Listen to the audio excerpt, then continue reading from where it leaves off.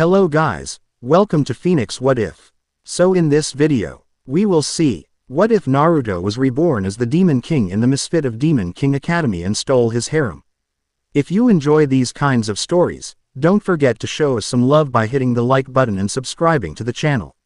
Your support means the world to us. Now, let's start the story. Chapter 1. The Misfit's Echo. The air in the Grand Hall of Delzogid, the Demon King Academy, was thick with the scent of old stone, ozone, and simmering arrogance. It was a palpable thing, a pressure that sought to weed out the weak and unworthy before the first incantation was ever spoken. Hundreds of aspiring demons, clad in the stark black uniforms of the academy, stood in rigid formation. Their expressions a mixture of nervous excitement and haughty pride. They were the supposed descendants of the Demon King of Tyranny, gathered to prove their worthiness to inherit a legacy none of them truly understood. Among them, one figure stood with a placid indifference that bordered on boredom. He was tall, with hair as black as a starless night and eyes that held the calm, crimson depth of a blood moon. His name, in this life, was Anos Voldigode. To the others, he was a nobody, a hybrid of unknown lineage, a misfit. To himself, he was simply awake. After 2,000 years of slumber, the world felt muted. Its magic thin and its people, fragile. He wasn't meant to be here. Not in this era of diluted bloodlines and forgotten power. He had chosen reincarnation to escape the suffocating tedium of a constant, meaningless war, hoping to return to a world that had finally found peace. Instead, he'd found a society built on a brittle parody of his own strength, where the purity of one's blood was valued more than the strength of one's will. It was, to put it mildly, disappointing. Next, measure your inherent magical power. An instructor with the wings of a bat and the face of a tax collector screeched from a raised dais. Step forward, place your hand upon the crystal, and pour in your mana. A line formed. One by one, students approached a fist-sized crystal pulsating with a faint, white light. A young demon with boastful, spiraling horns placed his hand on it. The crystal flared, glowing a respectable shade of blue. Numbers appeared in the air above it, 87. The instructor nodded, a flicker of approval in his eyes. Acceptable. You are of royal blood, I presume. Yes, sir. The House of God jied. The student puffed his chest out. Whispers rippled through the hall. He was a pureblood, a royal. Of course his power was high. It was the natural order of things. The next few students produced weaker results, greens and yellows, numbers ranging from 30 to 50. They were dismissed with contemptuous sneers from the instructor. Hybrids, all of them. Their mixed blood was a stain on their potential. Anos watched this display with a detached curiosity. It felt familiar. This obsession with lineage, this immediate judgment based on birth rather than merit. It reminded him of a village hidden in leaves, of whispers in alleyways, of the sting of loneliness that had once been his constant companion. The memory was a ghost, a faint echo from a life that felt more like a dream than a reality, but the feeling it evoked was sharp and clear. It was his turn. He walked forward, his footsteps silent on the cold stone floor. He ignored the disdainful looks from the purebloods and the pitying glances from the other hybrids. He reached the dais and placed his hand on the crystal. He didn't pour his power into it. That was crude, inefficient. Instead, he listened. He felt for the crystal's source, its core frequency, the specific vibration at which it resonated with magical energy. It was an old trick, one learned in a world where chakra was not an endless well but a resource to be managed with precision and cunning. He found it in an instant. A delicate, humming note deep within the lattice of the stone. He didn't flood it. He simply matched the frequency, feeding it a tiny, perfectly harmonized trickle of his own mana. For a moment, nothing happened. The instructor opened his mouth to voice a dismissal. Then, the crystal screamed. It wasn't a flare of light, but a sound, a high-pitched, harmonic shriek that vibrated through the bones of everyone in the hall. The pale white glow turned an incandescent, blinding gold. The numbers above it didn't just appear, they flickered into existence with the force of a thunderclap, a single, impossible digit. 1. Then the crystal exploded, not in a shower of magical sparks, but in a fine, glittering dust that hung in the air like a shattered star.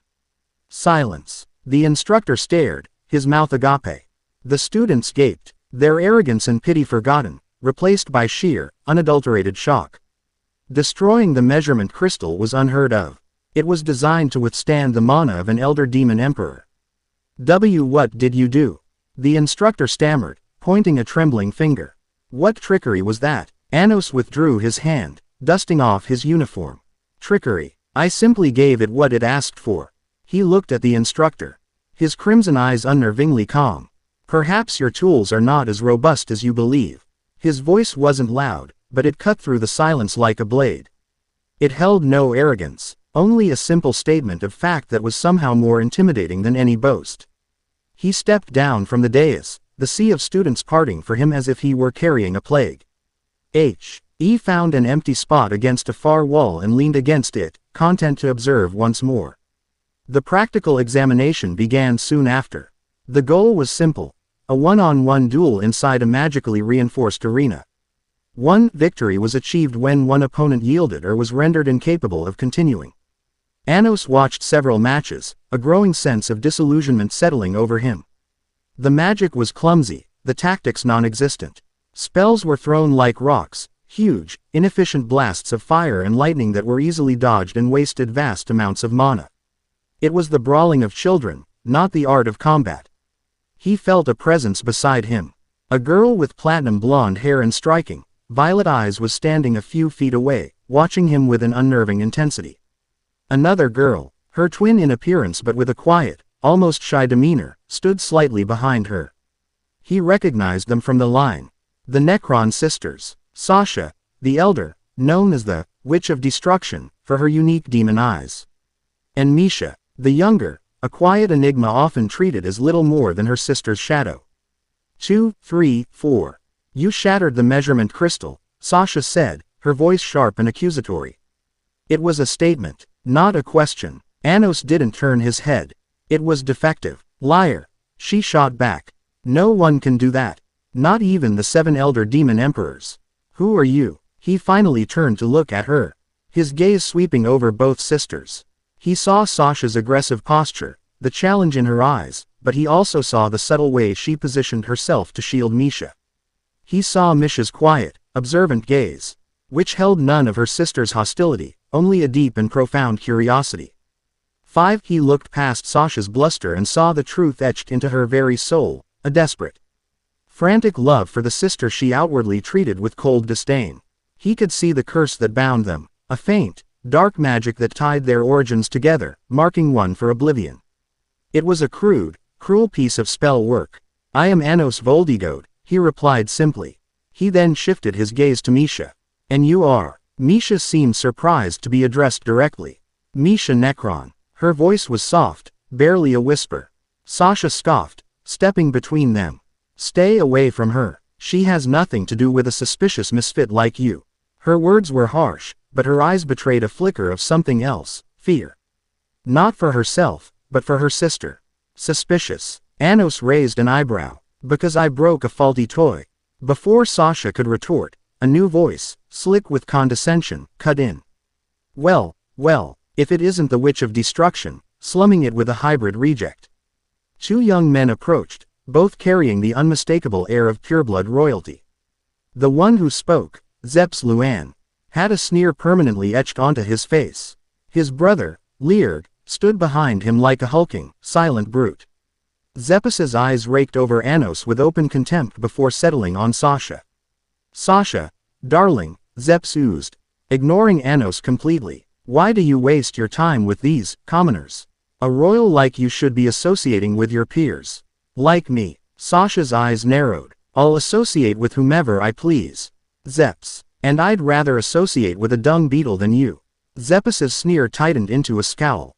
His gaze flicked to Anos. Is this the one? The mongrel who shattered the crystal? It must have been a fluke. No hybrid could possess such power. He probably cheated. Anos remained silent, his expression unchanged. He'd dealt with countless fools like Zeps over the millennia. Their arrogance was as predictable as it was tiresome. It's time for your match, Sasha, Lear grunted, gesturing to the arena where her name had just appeared in glowing runes. Sasha shot Anos a final, warning glare before turning away. This isn't over, she muttered, before striding towards the arena with Misha trailing silently behind her. Zeps watched her go, then turned his full, venomous attention back to Anos. Listen to me, half-breed.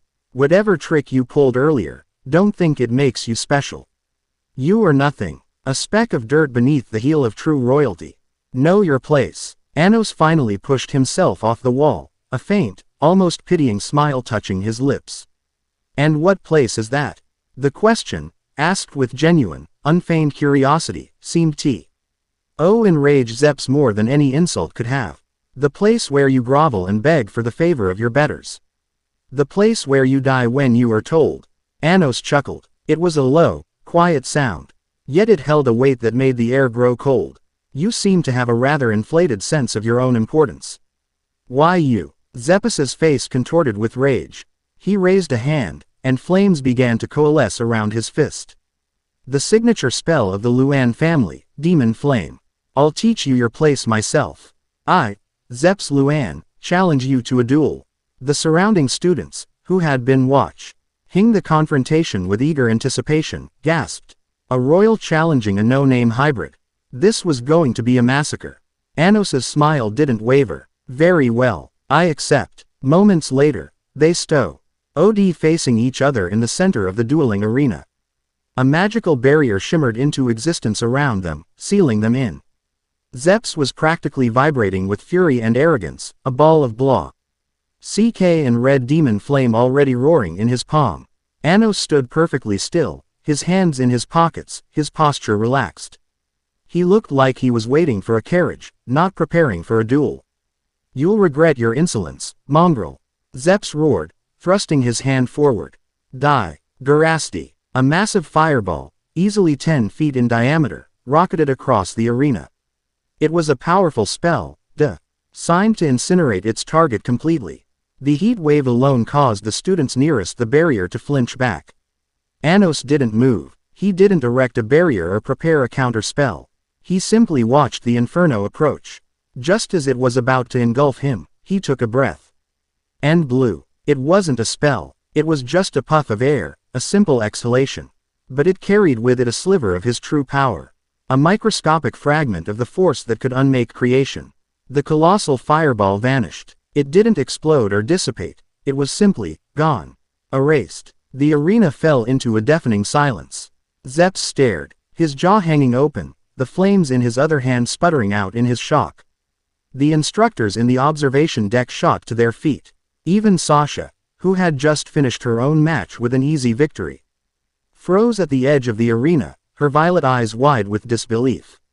What? Zeps stammered. How? A rather weak flame, Anos commented, his tone conversational. He took a hand out of his pocket and flicked a finger. A tiny, ember-sized flame, no bigger than his fingernail, appeared in the air before him. It was a pitiful, pathetic thing compared to Zepas's roaring inferno. Allow me to show you a real one. He sent the tiny flame drifting lazily towards Zeps. Zeps laughed, a high, hysterical sound born of fear and confusion. You mock me. That little spark couldn't singe ya. His words died in his throat as the tiny flame touched his chest. There was no explosion, no grand conflagration. Instead, Zepas's body simply burned. From the inside out, his eyes widened in horror as his own blood and organs turned to ash within his veins. He opened his mouth to scream, but only dust and smoke emerged. In less than a second, he was a blackened, hollowed-out husk that crumbled into a pile of fine gray powder on the arena floor. The silence that followed was absolute, heavy, and drenched in terror. Anos hadn't just killed him, he had unwritten him from existence with a contemptuous flick of his wrist. Satisfied, Anos asked the pile of ash. He then raised his hand, a complex magical circle glowing on the floor where Zeps had stood.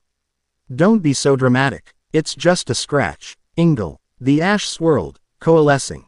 In a flash of restorative light, Zeps was standing there again, whole and unharmed, gasping for air as if he'd just surfaced from a deep drowning. He looked down at his hands, then at Anos, his mind completely shattered by the experience of a death more absolute than anything he could have imagined.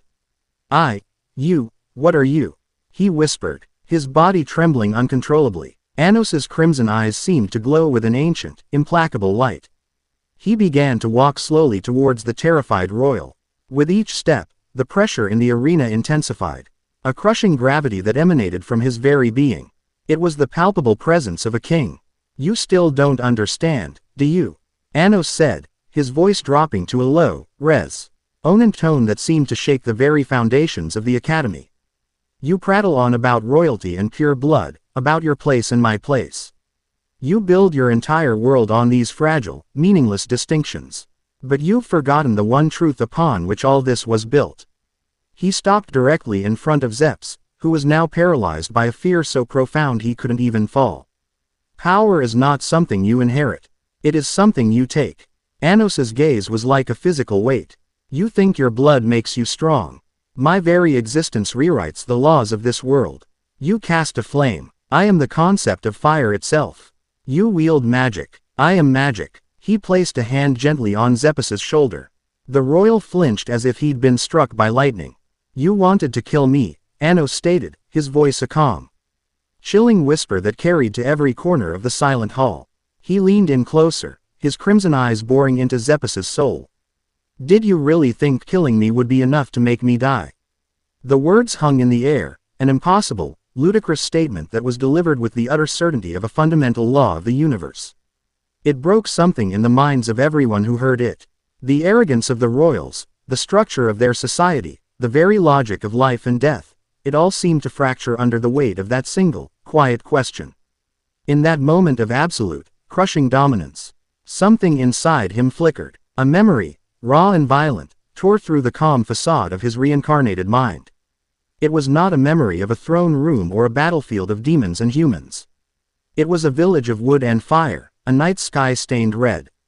The air was thick with malice, a hatred so immense it felt alive. A monstrous, nine-tailed fox of pure, blazing energy was roaring. Its cry a symphony of rage and sorrow. He was not watching it. He was it. He felt the phantom pain of a seal being carved into his own flesh, the searing agony of a soul being ripped apart and bound.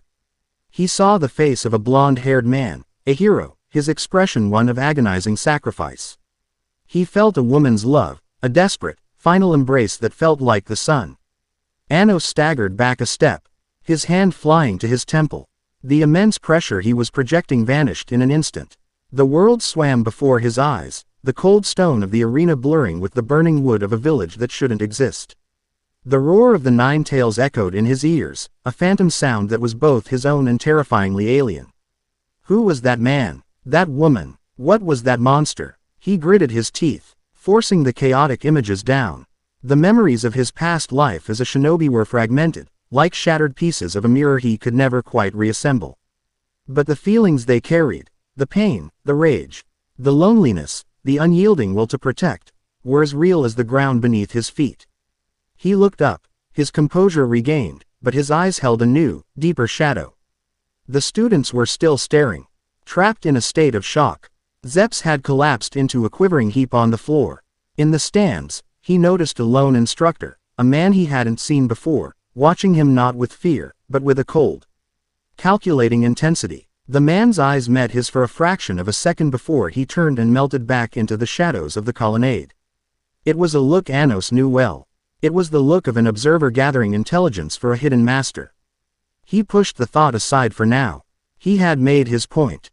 More than that, he had made a statement. The fragile peace of this new era was about to be broken. Not by a war between demons and humans, but by the return of a king who refused to play by anyone's rules but his own. And as he walked out of the arena, leaving a legacy of fear and wonder in his wake, he felt the faint, familiar echo of a promise made in another life. He would never go back on his word. He would build a world where those he cared for could be safe, even if he had to tear down the heavens to do it. Chapter 1 End. Chapter 1. The Misfit's Echo. The air in the grand hall of Delzogid, the Demon King Academy, was thick with the scent of old stone, ozone, and simmering arrogance. It was a palpable thing, a pressure that sought to weed out the weak and unworthy before the first incantation was ever spoken. Hundreds of aspiring demons, lad in the stark black uniforms of the academy, stood in rigid formation, their expressions a mixture of nervous excitement and haughty pride. They were the supposed descendants of the demon king of tyranny, gathered to prove their worthiness to inherit a legacy none of them truly understood. Among them, one figure stood with a placid indifference that bordered on boredom. He was tall, with hair black as a starless night and eyes that held the calm, crimson depth of a blood moon. His name, in this life, was Anos Voldigode. To the others, he was a nobody, a hybrid of unknown lineage, a misfit. To himself, he was simply awake. After 2,000 years of slumber, the world felt muted, its magic thin and its people fragile. He wasn't meant to be here. Not in this era of diluted bloodlines and forgotten power. He had chosen reincarnation to escape the suffocating tedium of a constant, meaningless war, hoping to return to a world that had finally found peace. Instead, he'd found a Soshi. Eddie built on a brittle parody of his own strength, where the purity of one's blood was valued more than the strength of one's will. It was, to put it mildly, disappointing. Next, measure your inherent magical power. An instructor with the wings of a bat and the stern face of a tax collector screeched from a raised dais. Step forward, place your hand upon the crystal, and pour in your mana. A line formed. One by one, students approached a fist-sized crystal pulsating with a faint, white light. A young demon with boastful, spiraling horns placed his hand on it. The crystal flared, glowing a respectable shade of blue. Numbers appeared in the air above it, 87. The instructor nodded, a flicker of approval in his eyes. Acceptable. You are of royal blood, I presume. Yes, sir. The House of God jied. The student puffed his chest out. Whispers rippled through the hall. He was a pureblood, a royal. Of course his power was high. It was the natural order of things. The next few students produced weaker results, greens and yellows. Numbers ranging from 30 to 50. They were dismissed with contemptuous sneers from the instructor. Hybrids, all of them. Their mixed blood was a stain on their potential. Anos watched this display with a detached curiosity. It felt familiar. This obsession with lineage, this immediate judgment based on birth rather than merit. It reminded him of a village hidden in leaves, of whispers in alleyways. Of the sting of loneliness that had once been his constant companion. The memory was a ghost, a faint echo from a life that felt more like a dream than a reality. But the feeling it evoked was sharp and clear. It was his turn. He walked forward, his footsteps silent on the cold stone floor. He ignored the disdainful looks from the purebloods and the pitying glances from the other hybrids. He reached the dais and placed his hand on the crystal. He didn't pour his power into it. That was crude, inefficient. Instead, he listened. He felt for the crystal's source, its core frequency. The specific vibration at which it resonated with magical energy. It was an old trick, one learned in a world where chakra was not an endless well but a resource to be managed with precision and cunning. He found it in an instant. A delicate, humming note deep within the lattice of the stone. He didn't flood it. He simply matched the frequency, feeding it a tiny, perfectly harmonized trickle of his own mana. For a moment, nothing happened.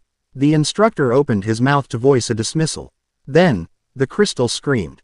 It wasn't a flare of light, but a sound, a high-pitched, harmonic shriek that vibrated through the bones of everyone in the hall. The pale white glow turned an incandescent, blinding gold. The numbers above it didn't just appear, they flickered into existence with the force of a thunderclap, a single, impossible digit, 1. Then the crystal exploded, not in a shower of magical sparks, but in a fine, glittering dust that hung in the air like a shattered star. Silence. The instructor stared, his mouth agape. The students gaped, their arrogance and pity forgotten, replaced by sheer, unadulterated shock. Destroying the measurement crystal was unheard of. It was designed to withstand the mana of an elder demon emperor. What did you do? The instructor stammered, pointing a trembling finger. What trickery was that? Anos withdrew his hand, dusting off his uniform. Trickery. I simply gave it what it asked for. He looked at the instructor, his crimson eyes unnervingly calm. Perhaps your tools are not as robust as you believe. His voice wasn't loud, but it cut through the silence like a blade. It held no arrogance, only a simple statement of fact that was somehow more intimidating than any boast. He stepped down from the dais, the sea of students parting for him as if he were carrying a plague. He found an empty spot against a far wall and leaned against it, content to observe once more. The practical examination began soon after. The goal was simple: a one-on-one duel inside a magically reinforced arena. One victory was achieved when one opponent yielded or was rendered incapable of continuing. Anos watched several matches, a growing sense of disillusionment settling over him. The magic was clumsy, the tactics non-existent. Spells were thrown like rocks, huge, inefficient blasts of fire and lightning that were easily dodged and wasted vast amounts of mana. It was the brawling of children, not the art of combat. He felt a presence beside him. A girl with platinum blonde hair and striking, violet eyes was standing a few feet away, watching him with an unnerving intensity. Another girl, her twin in appearance but with a quiet, almost shy demeanor, stood slightly behind her. He recognized them from the line. The Necron sisters. Sasha, the elder, known as the Witch of Destruction, for her unique demon eyes. And Misha, the younger, a quiet enigma often treated as little more than her sister's shadow. 2, 3, 4. You shattered the measurement crystal, Sasha said, her voice sharp and accusatory. It was a statement, not a question. Anos didn't turn his head. It was defective. Liar, she shot back. No one can do that. Not even the 7 elder demon emperors.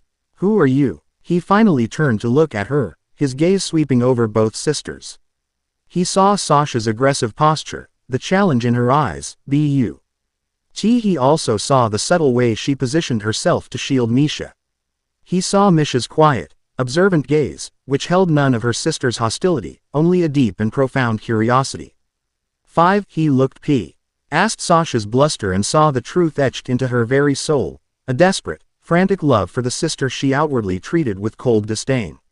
He could see the curse that bound them, a faint, dark magic that tied their origins together, marking one for oblivion. It was a crude, cruel piece of spell work. I am Anos Voldigode, he replied simply. He then shifted his gaze to Misha. And you are? Misha seemed surprised to be addressed directly. Misha Necron. Her voice was soft, barely a whisper. Sasha scoffed, stepping between them.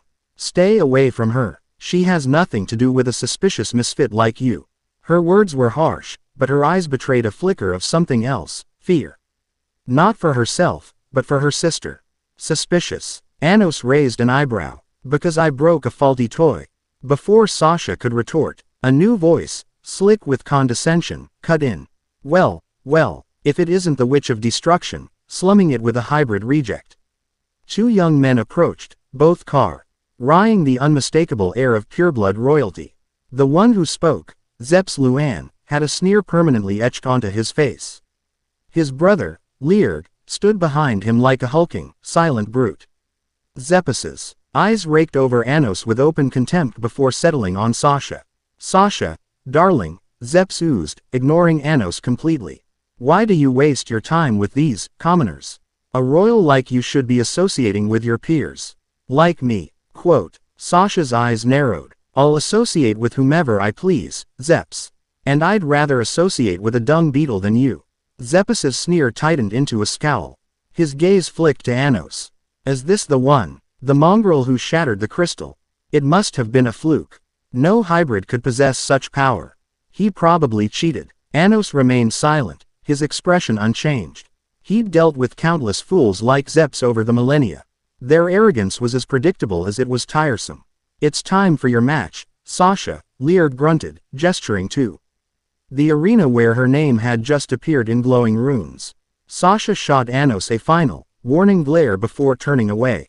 This isn't over, she muttered, before striding towards the arena with Misha trailing silently behind her. Zeps watched her go, then turned his full, venomous attention back to Anos. Listen to me, half-breed. Whatever trick you pulled earlier, don't think it makes you special. You are nothing, a speck of dirt beneath the heel of true royalty. Know your place. Anos finally pushed himself off the wall, a faint, almost pitying smile touching his lips. And what place is that? The question, asked with genuine, unfeigned curiosity, seemed to enrage Zeps more than any insult could have. The place where you grovel and beg for the favor of your betters. The place where you die when you are told. Anos chuckled. It was a low, quiet sound, yet it held a weight that made the air grow cold. You seem to have a rather inflated sense of your own importance. Why you? Zeppes's face contorted with rage. He raised a hand, and flames began to coalesce around his fist. The signature spell of the Luan family, Demon Flame. I'll teach you your place myself. I, Zeps Luan, challenge you to a duel. The surrounding students, who had been watching the confrontation with eager anticipation, gasped. A royal challenging a no-name hybrid. This was going to be a massacre. Anos's smile didn't waver. Very well, I accept. Moments later, they stood facing each other in the center of the dueling arena. A magical barrier shimmered into existence around them, sealing them in. Paze was practically vibrating with fury and arrogance, a ball of black and red demon flame already roaring in his palm. Anos stood perfectly still, his hands in his pockets, his posture relaxed. He looked like he was waiting for a carriage, not preparing for a duel. You'll regret your insolence, mongrel. Zeps roared, thrusting his hand forward. Die, Garasti. A massive fireball, easily 10 feet in diameter, rocketed across the arena. It was a powerful spell, designed to incinerate its target completely. The heat wave alone caused the students nearest the barrier to flinch back. Anos didn't move. He didn't erect a barrier or prepare a counter spell. He simply watched the inferno approach. Just as it was about to engulf him, he took a breath. And blew. It wasn't a spell. It was just a puff of air, a simple exhalation. But it carried with it a sliver of his true power, a microscopic fragment of the force that could unmake creation. The colossal fireball vanished. It didn't explode or dissipate. It was simply gone. Erased. The arena fell into a deafening silence. Zeps stared, his jaw hanging open, the flames in his other hand sputtering out in his shock. The instructors in the observation deck shot to their feet. Even Sasha, who had just finished her own match with an easy victory, froze at the edge of the arena, her violet eyes wide with disbelief. What? Zeps stammered. How? A rather weak flame, Anos commented, his tone conversational. He took a hand out of his pocket and flicked a finger. A tiny, ember-sized flame, no bigger than his fingernail, appeared in the air before him. It was a pitiful, pathetic thing compared to Zeppes's roaring inferno. Allow me to show you a real one. He sent the tiny flame drifting lazily towards Zeps. Zeps laughed, a high, hysterical sound born of fear and confusion. You mock me. That little spark couldn't singe ya. His words died in his throat as the tiny flame touched his chest. There was no explosion, no grand conflagration. Instead, Zeppes's body simply burned. From the inside out, his eyes widened in horror as his own blood and organs turned to ash within his veins. He opened his mouth to scream, but only dust and smoke emerged. In less than a second, he was a blackened, hollowed-out husk that crumbled into a pile of fine gray powder on the arena floor. The silence that followed was absolute, heavy, and drenched in terror. Anos hadn't just killed him, he had unwritten him from existence with a contemptuous flick of his wrist. Satisfied, Anos asked the pile of ash. He then raised his hand, a complex, magical circle glowing on the floor where Zeps had stood. Don't be so dramatic. It's just a scratch. Ingle. The ash swirled, coalescing. In a flash of restorative light, Zeps was standing there again, whole and unharmed. Gasping for air as if he'd just surfaced from a deep drowning. He looked down at his hands, then at Anos, his mind completely shattered by the experience of a death more absolute than anything he could have imagined. What are you? He whispered, his body trembling uncontrollably. Anos's crimson eyes seemed to glow with an ancient, implacable light. He began to walk slowly towards the terrified royal. With each step, the pressure in the arena intensified, a crushing gravity that emanated from his very being. It was the palpable presence of a king. You still don't understand, do you?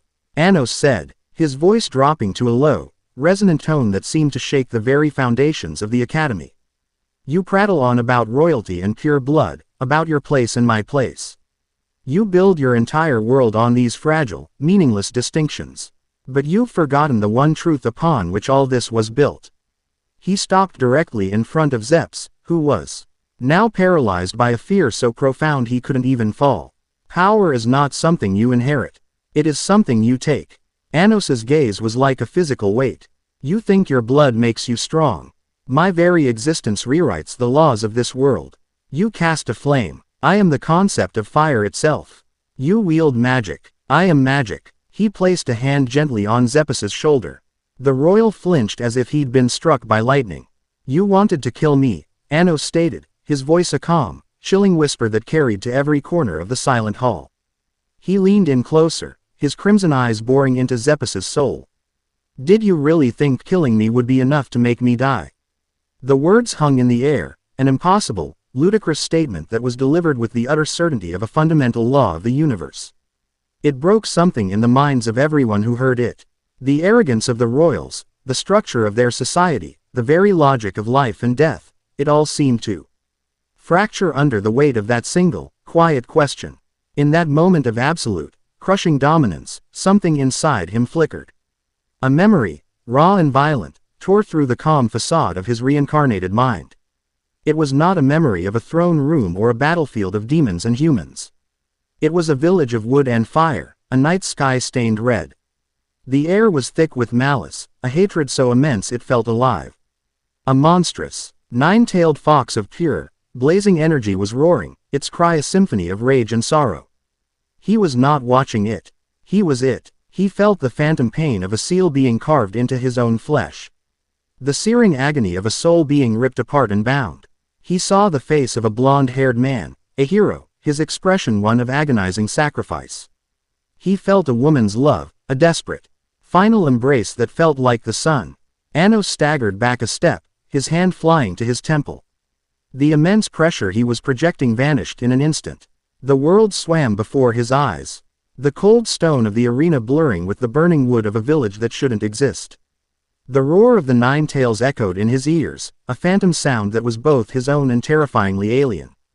Who was that man? That woman? What was that monster? He gritted his teeth, forcing the chaotic images down. The memories of his past life as a shinobi were fragmented, like shattered pieces of a mirror he could never quite reassemble. But the feelings they carried, the pain, the rage, the loneliness, the unyielding will to protect, were as real as the ground beneath his feet. He looked up, his composure regained. But his eyes held a new, deeper shadow. The students were still staring, trapped in a state of shock. Zeps had collapsed into a quivering heap on the floor. In the stands, he noticed a lone instructor. A man he hadn't seen before, watching him not with fear, but with a cold, calculating intensity.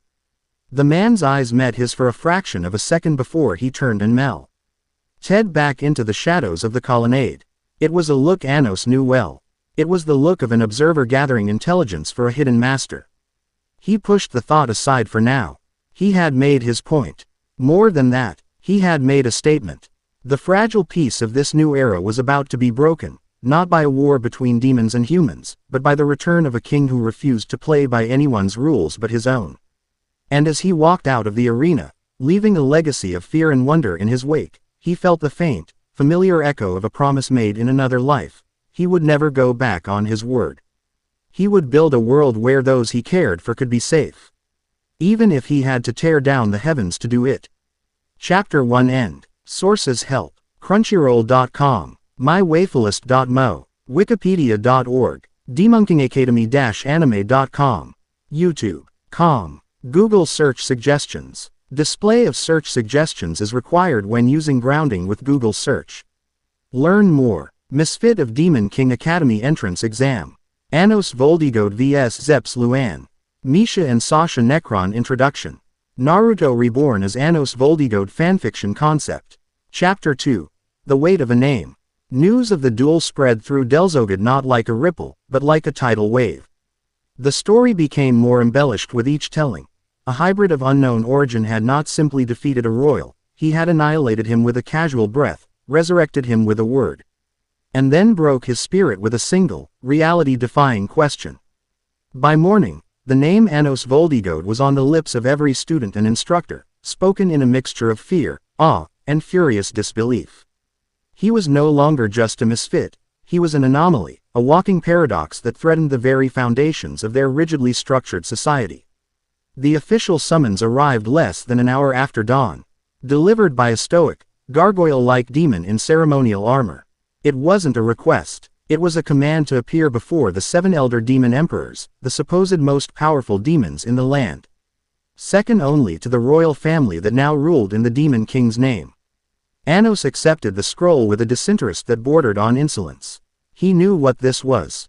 A test. A desperate attempt by the ruling class to categorize him, to put him in a box they could understand and control.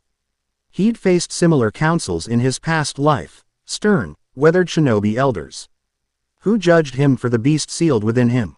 This felt smaller, less significant. He walked through the hallowed halls of the academy, the very stones of which seemed to thrum with his own ancient magic. Students scrambled to get out of his way, their eyes wide. He ignored them. His thoughts were on the fragmented memories that had assailed him in the arena. The roaring fox, the burning village. It was a part of him. A pain he couldn't quite grasp but felt in the marrow of his bones. That pain, that rage, it was a familiar fuel. He had learned to control it, to turn it from a source of destruction into a tool for protection. The power he wielded now, this source of a demon king, felt no different. It was immense, terrifying, but it was his to command. The chamber of the 7 elder demon emperors was a cavernous, intimidating space designed to make visitors feel small. A vast, circular room lined with towering obsidian pillars, at its center a raised dais where 7 ornate thrones sat. 6 were occupied. The demons who sat upon them were ancient, their faces masks of hardened power and deep-seated arrogance. They radiated an aura of authority, a heavy cloak of magic that would have brought a lesser demon to their knees. Anos felt it as a light spring breeze. He walked to the center of the room and stopped, his hands casually tucked into his pockets. He did not bow. He did not offer a greeting. He simply waited, his calm, crimson gaze sweeping over the 6 figures watching him. You are Anos Voldigode, one of the emperors, a withered old demon with a beard braided into intricate silver rings, stated. His voice was like the grinding of tectonic plates. This was Gaios Anzum, the eldest among them. I am, Anos replied, his tone even. You have caused a considerable disturbance, another. A sharp-featured woman named Eldora Zeit said, her voice laced with venom. You humiliated the Luan family, broke academy regulations, and made a mockery of the ranking system. Anos tilted his head slightly. The duel was challenged by Zeps Luan. I merely accepted. As for your ranking system, if it can be mocked by a single student on his first day, then the fault lies with the system, not with me. A ripple of anger passed through the emperors. His lack of deference was galling. Insolence. Another roared, a heavily muscled demon named Zolit. You are a hybrid, a mongrel. Your very existence is an affront. Yet you claim the name of the founder. You dare to call yourself the demon king of tyranny. Anos met his furious glare without flinching. I don't claim his name. I bear it. It is my own. Gaios Anzum leaned forward, his ancient eyes narrowing. A bold claim. We have been alive for 2,000 years. We served the demon king. We knew him. You are not him. You lack his presence, his overwhelming aura of destruction. Anos almost smiled. They were looking for a caricature, a monster from a history book rewritten by cowards. They wouldn't recognize the real thing if it was standing right in front of them. Your memories have faded, old one, Anos said, his voice dropping slightly, taking on that resonant quality that seemed to make the air itself vibrate. You remember the tyrant, but you've forgotten the king. You remember his power, but you've forgotten its purpose. This gave them pause. He was not reacting as they expected. He wasn't boasting, nor was he intimidated. He was teaching. It was then that another emperor, a quiet, calculating demon named Melhis Boran, spoke for the first time. His voice was smooth, devoid of the open hostility of the others. Perhaps a test is in order. A test of knowledge. The founder was the master of all magic. Tell us, Anos Voldigode, what is the fundamental principle that governs the source of all demonic magic? It was a trick question. A piece of esoteric lore designed to trip up a fraud. The accepted answer in their modern textbooks was purity of bloodline. Anos met Melhis's gaze. He recognized the tactic immediately. This one was more dangerous than the others. He wasn't a blunt instrument of power. He was a subtle manipulator. And behind his calm facade, Anos could feel a faint, discordant hum, a trace of magic that did not belong to the demon world. It was a subtle corruption, almost undetectable. The mark of an outside influence. You speak of the source as if it is a well from which you draw, Anos began, his voice carrying an instructional tone. You are mistaken. The source is not a reservoir, it is a reflection. It does not dictate who you are. It becomes what you are. The fundamental principle is not purity, heritage, or power. It is will. A demon's magic is forged by the strength of their will, their desire to impose their reality upon the world. Blood is merely the ink. Will is the hand that writes the spell. The emperor stared. His answer was not only correct by the old laws of magic, but it was also a direct refutation of the entire foundation of their pureblood society. He was calling them all fools who had forgotten the very nature of their own power. Melhis Boren's eyes narrowed almost imperceptibly.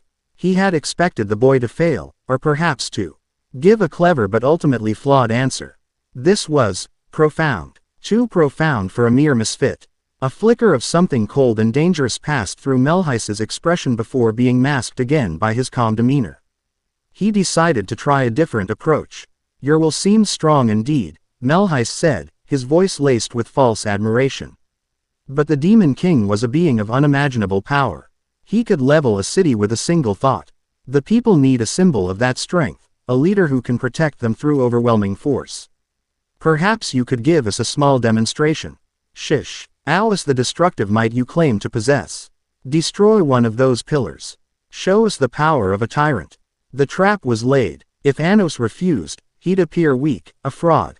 If he complied, he would be playing into their hands, proving himself to be nothing more than a mindless brute, a weapon to be pointed, not a king to be followed. It was a clever gambit, designed to frame him no matter what he chose. Anos's lips curved into a genuine, chilling smile. You ask me to destroy a pillar in my own castle, to prove my strength by vandalizing my own home. What a foolish request. He raised a hand, not towards a pillar, but towards the empty seventh throne. A king's strength isn't shown by what he can destroy, but by what he can create and command. A complex, multi-layered magic circle, more intricate than anything the emperors had ever seen, flared to life around the empty throne. It wasn't a spell of destruction. It was a spell of dominion. Rise, he commanded. The throne, a massive sea, construct of obsidian and gold that must have weighed tons, trembled. Then, smoothly and silently, it levitated from the dais. It floated through the air and came to a gentle rest on the floor directly behind Anos. He didn't sit on it. He simply stood before it, the symbol of ultimate authority now his backdrop. I am the Demon King, he stated, his voice ringing with an absolute, undeniable author. Ity that dwarfed the collective presence of the 6 emperors. My power is not for parlor tricks or childish demonstrations. It is for ruling, and my rule has begun. You will remember your place. He turned and walked out of the chamber, leaving the 6 most powerful demons in the land sitting in stunned, impotent silence. He had not only passed their tests, he had judged them, found them wanting, and dismissed them as if they were unruly children. Melhis Boren watched him go, a thin, almost invisible trail of dark purple energy leaking from his clenched fist. The display of creative, authoritative magic was far more terrifying than any simple act of destruction. This, Anos Voldigode, was not what his master had predicted. He was something far more dangerous.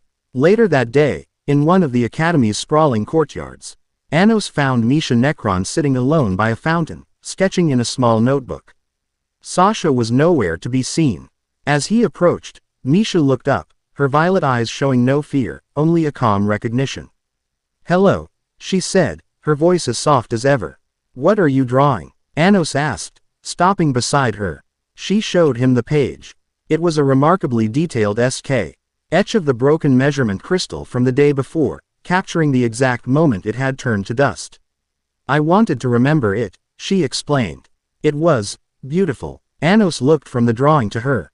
He could see the curse clinging to her origin, a parasitic spell designed to absorb her existence and channel it into her sister upon their 15th birthday, which he knew was fast approaching.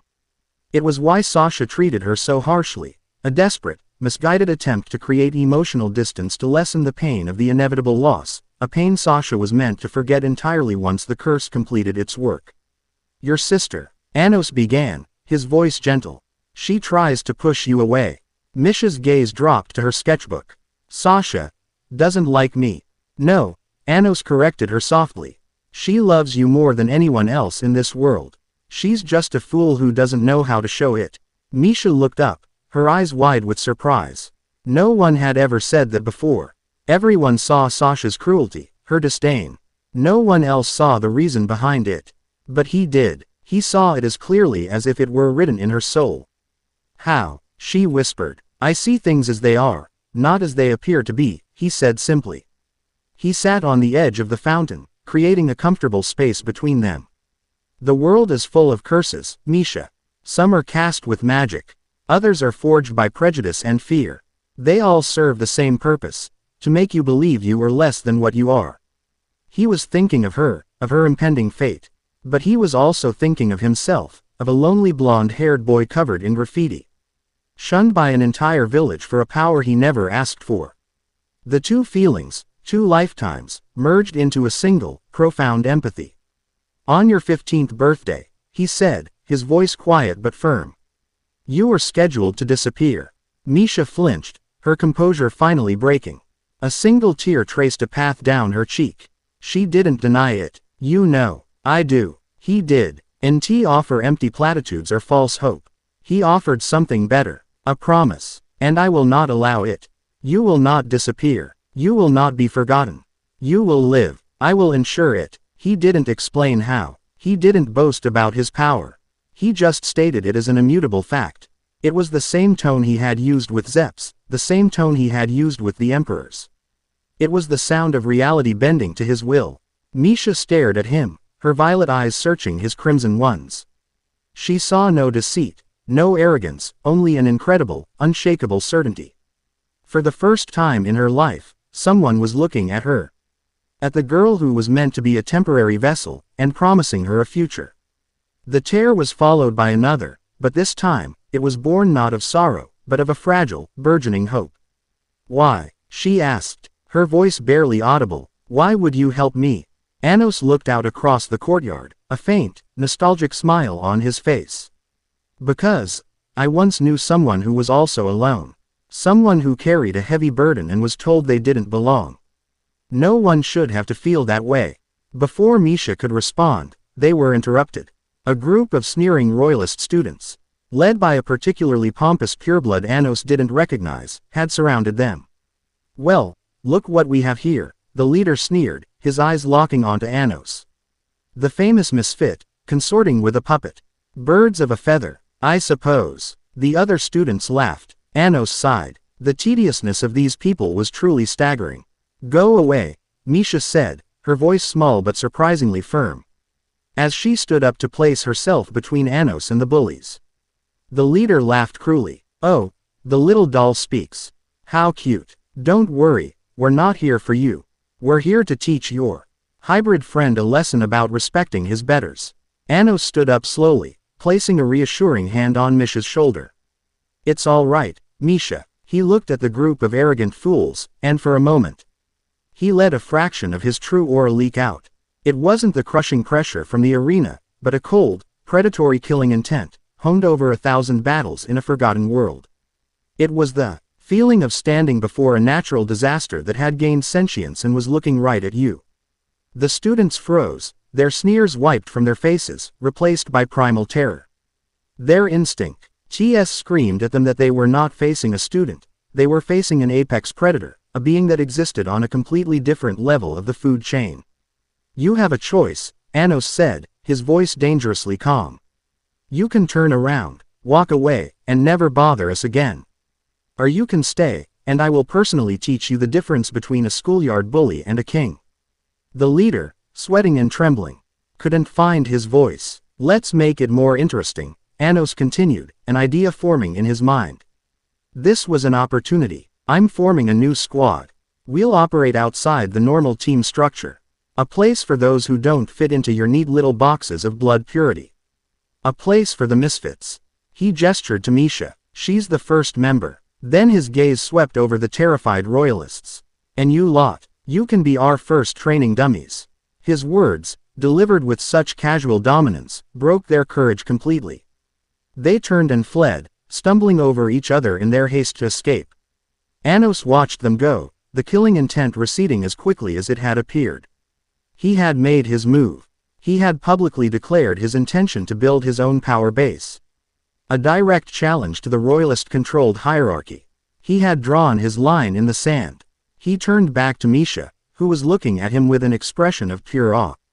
He was not just powerful. He was a protector. A squad, she asked. That's right, Anos confirmed. A place for people like us. We'll need more members. His eyes scanned the courtyard, where other hybrid and less Riga RDED students had watched the confrontation from a distance, their expressions a mix of fear and a desperate, flickering hope. And I think I know just where to find them. He had faced down the elders, established his authority, and taken the first concrete step in forging his own faction. More importantly, he had made a promise to the quiet girl beside him, a promise that tied his ancient, reincarnated soul to the fate of this new world. The weight of his old name, Demon King of Tyranny, was a burden he was prepared to bear, but he would redefine it. It would not be a name of fear, but of absolute, unwavering protection for those who gathered under his banner. Chapter 2 End. Chapter 3. A Song of Two Sisters. The air itself seemed to grow thin in the days that followed. A subtle pressure as building within the walls of Delzogid, a tension that had little to do with the Academy's rigid politics. It was a magical pressure, a countdown timer ticking away in the soul of a quiet, violet-eyed girl. The 15th birthday of the Necron sisters was 3 days away, and the curse that bound them was beginning to stir, its ancient magic preparing to claim its due. Misha grew quieter, more withdrawn, as if she could feel her own existence starting to fray at the edges. Conversely, Sasha became a storm. Her temper, always short, was now explosive. She snapped at everyone, her demon eyes of destruction flaring at the slightest provocation. Her hostility was most fiercely directed at two people, her sister, and Anos Voldigod. She shadowed Misha constantly, her words a constant stream of cold dismissal and harsh criticism. A desperate, futile attempt to build a wall of cruelty around a heart that was shattering. She cornered Anos in the Academy's vast, silent library, a place where knowledge from millennia slumbered on dusty shelves. He was perusing a ridiculously biased text titled The Tyrant's Fall, a victory for order, its pages filled with laughable fabrications about his own reign. Stay away from her, Sasha hissed, slamming a nearby book shut with a crack that echoed in the silence. She stood before him, her body tense, her fists clenched. She was a cornered animal, ready to lash out at anything that moved. Anos didn't even look up from his book. Good morning to you too, Sasha. Don't mock me, she spat, her voice trembling with a rage that was barely masking a raw, screaming panic. I know what you're doing.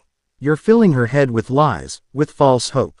You made her a promise you can't possibly keep. When the day comes, it will only make it hurt more. Do you understand? You are making it worse. He finally closed the book, setting it aside with a soft thud. He met her gaze, his crimson eyes holding no anger, only a deep, profound weariness. And your method is better. Treating her like a stranger. Hurting her with every word so that when she's gone, the memory won't sting as much. You think your cruelty is a kindness. The truth of his words struck her like a physical blow. She staggered back a step, her defenses crumbling for a fraction of a second. You don't know anything. I know everything, he replied, his voice softening, but losing none of its weight. I know you were both created by the demon lord Aishard Necron. I know he split a single origin into two bodies, designing Misha to be a temporary vessel. I know that on your 15th birthday, her body and personality are set to dissolve, her origin merging with yours to create a perfect, demonic heir. I know that the final component of the spell is designed to erase your memories of her. So you will never even know you had a sister. Sasha stared at him, her face ashen. Her breath hitched. He knew the full, horrific truth of it, details that were supposed to be known only to her parents and the highest echelons of their family. How? She whispered, the fight draining out of her. I told Misha. I see things as they are, he said simply. He stood up, closing the distance between them until he was standing directly in front of her. He was taller than her, and for the first time, she felt not just magically, but physically intimidated. Your plan is foolish, Sasha. You're trying to endure the pain. I am going to erase the cause of it. You can't, she choked out, tears welling in her eyes, tears of rage and utter helplessness. The spell is woven into our very origins. It's an absolute law of our existence. You can't break it with a fireball or a simple barrier. Not even the 7 elder demon emperors could undo it. You're right, Anos agreed, and the agreement shocked her into silence. You can't break a law of that magnitude with crude force. It's like trying to stop a flood by punching it. You don't fight the law. You rewrite it. He raised his hand, and a faint, silver blue light shimmered in his palm. The magic was unlike anything she had ever felt. It wasn't destructive or restorative. It felt fundamental, like the source code of reality itself. This requires origin magic, he explained, his voice taking on the tone of a master instructing a student. A forbidden art, because in the wrong hands, it can unmake the world. We will not be destroying the spell.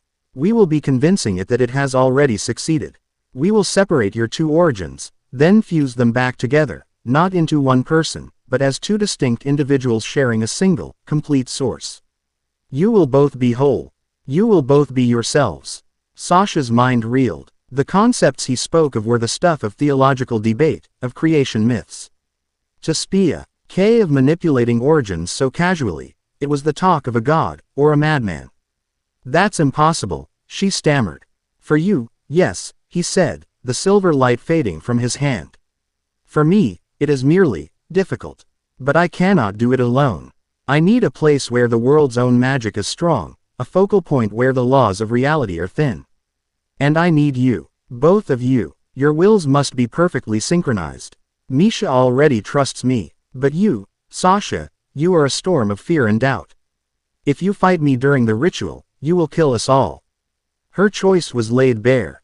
To cling to her despair, or to take a leap of faith on this impossible, arrogant boy who spoke like the world was his personal plaything. She looked into his eyes, and what she saw there finally broke through her fear. It was not the swagger of a braggart. It was the calm, absolute certainty of a craftsman who knew his tools and his trade better than anyone alive. What do you need us to do? She asked, her voice barely a whisper. The place Anos chose was a ruin, a place of forgotten power deep beneath the academy itself. It was the original foundation of Delzogid, a place he himself had sanctified 2,000 years ago. They reached it through a series of hidden passages, the air growing thick with raw, untamed magic with every step deeper they took. The chamber was a massive geode, its walls lined with pulsati mana crystals that cast an ethereal blue light over a still, circular pool in the center. The moonlit pool, Anos said, his voice echoing in the vast cavern. It reflects the true nature of whatever is cast upon it. It will be our canvas.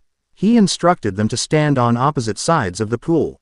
Misha was calm, her expression serene, her faith in him absolute.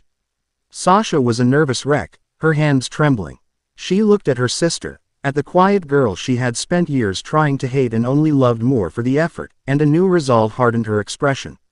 She would not fail. The ritual will make me vulnerable, Anos warned, standing at the head of the pool. My concentration must be absolute. No matter what happens, you must protect this chamber. Understand? Sasha nodded, her violet eyes, her demon eyes of destruction, glowing with a newfound intensity. I understand. Anos closed his eyes. He extended his hands over the water. Dino Jixes, he incanted, the words ancient and powerful, resonating not with the air, but with the fabric of space-time itself. The water of the pool dissolved, replaced by a swirling nebula of silver and gold light, a window into the realm of origins. Anos could see the 2 souls of the sisters, 2 beautiful, incomplete spheres of light, one violet, one sky blue, bound together by the dark, parasitic chains of Aishart's curse. He reached in, not with his hands, but with his will. This was the delicate part. He had to sever the chains without damaging the origins they were latched onto. It was like performing surgery on a soul with a battle axe. One miscalculation, one flicker of distraction, and they would both be annihilated. He focused, his mind a razor's edge. He found the anchor point of the curse, the master rune from which all the chains emerged. He began to carefully, painstakingly unravel it, thread by magical thread.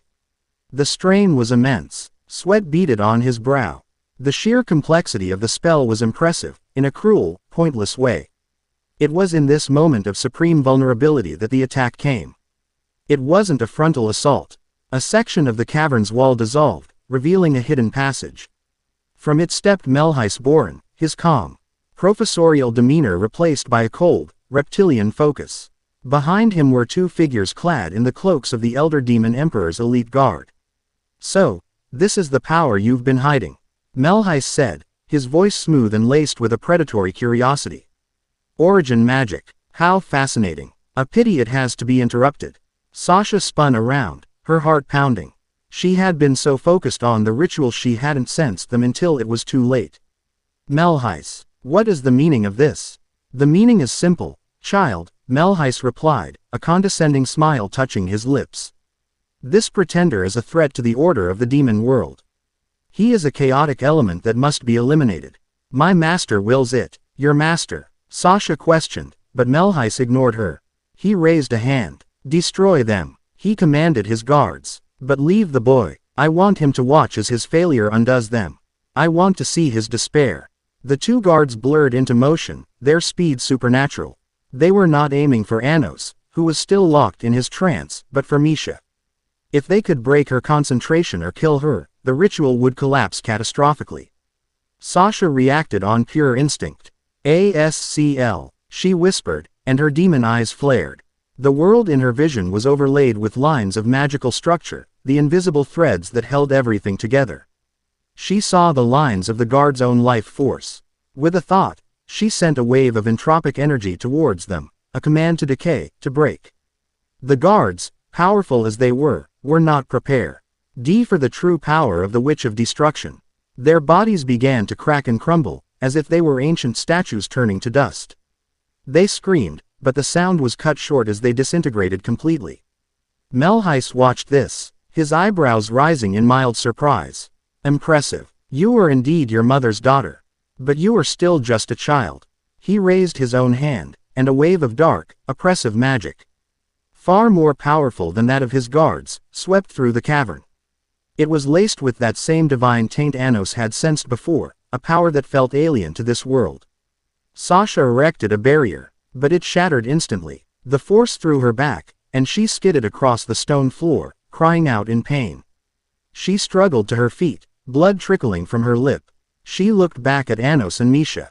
Her sister was still standing, her eyes closed, her expression peaceful, her trust unwavering. Anos hadn't moved, his focus still entirely on the swirling vortex of souls. He was trusting her. He had placed his life, and Misha's, in her hands. That trust was a fire in her veins. It burned away her fear, her doubt, leaving only a cold, hard fury. "You will not touch them," she snarled, her voice raw with defiance. She stood between Melhais and the pool, her small frame a defiant shield. Melhais chuckled, a noble sentiment, and a foolish one. He began to chant, weaving a spell of immense power. A spell of absolute imprisonment designed to crush her. Sasha met his spell with her own. She didn't try to match his power, she knew she couldn't. Instead, she used her eyes to find the flaw in his incantation, the single, unstable rune in his complex magical formula. She poured all of her remaining energy into a single, focused beam of destructive power, aimed not at Melhais, but at that one tiny point of imperfection. The result was spectacular. Melhais's spell imploded, the dark energy turning back on him in a violent backlash. He cried out in shock and pain, as his own magic ripped through his defenses, throwing him back against the cavern wall. He was wounded, furious, but not defeated. He pushed himself to his feet, his cloak torn, his face a mask of rage. "You insolent little," he was cut off by a voice. A calm, impossibly powerful voice that echoed with the finality of a closing tomb. "That's enough." Anos was standing, his hands now at his sides. The pool behind him was once again still, its surface a perfect mirror. On the other side, Misha opened her eyes. She was still there. She was whole. She was smiling. Sasha felt tears of relief stream down her face. He had done it. Melhais stared, his eyes wide with disbelief. He had failed. But before he could process his defeat, he found he could not move. Anos hadn't cast a spell. He had simply looked at him. And in that look was a command more absolute than any magic. Stop. Anos walked slowly towards the paralyzed demon emperor. You are more than just a traitor, Misfit, he said, his voice dangerously quiet. You reek of a borrowed, hollow power.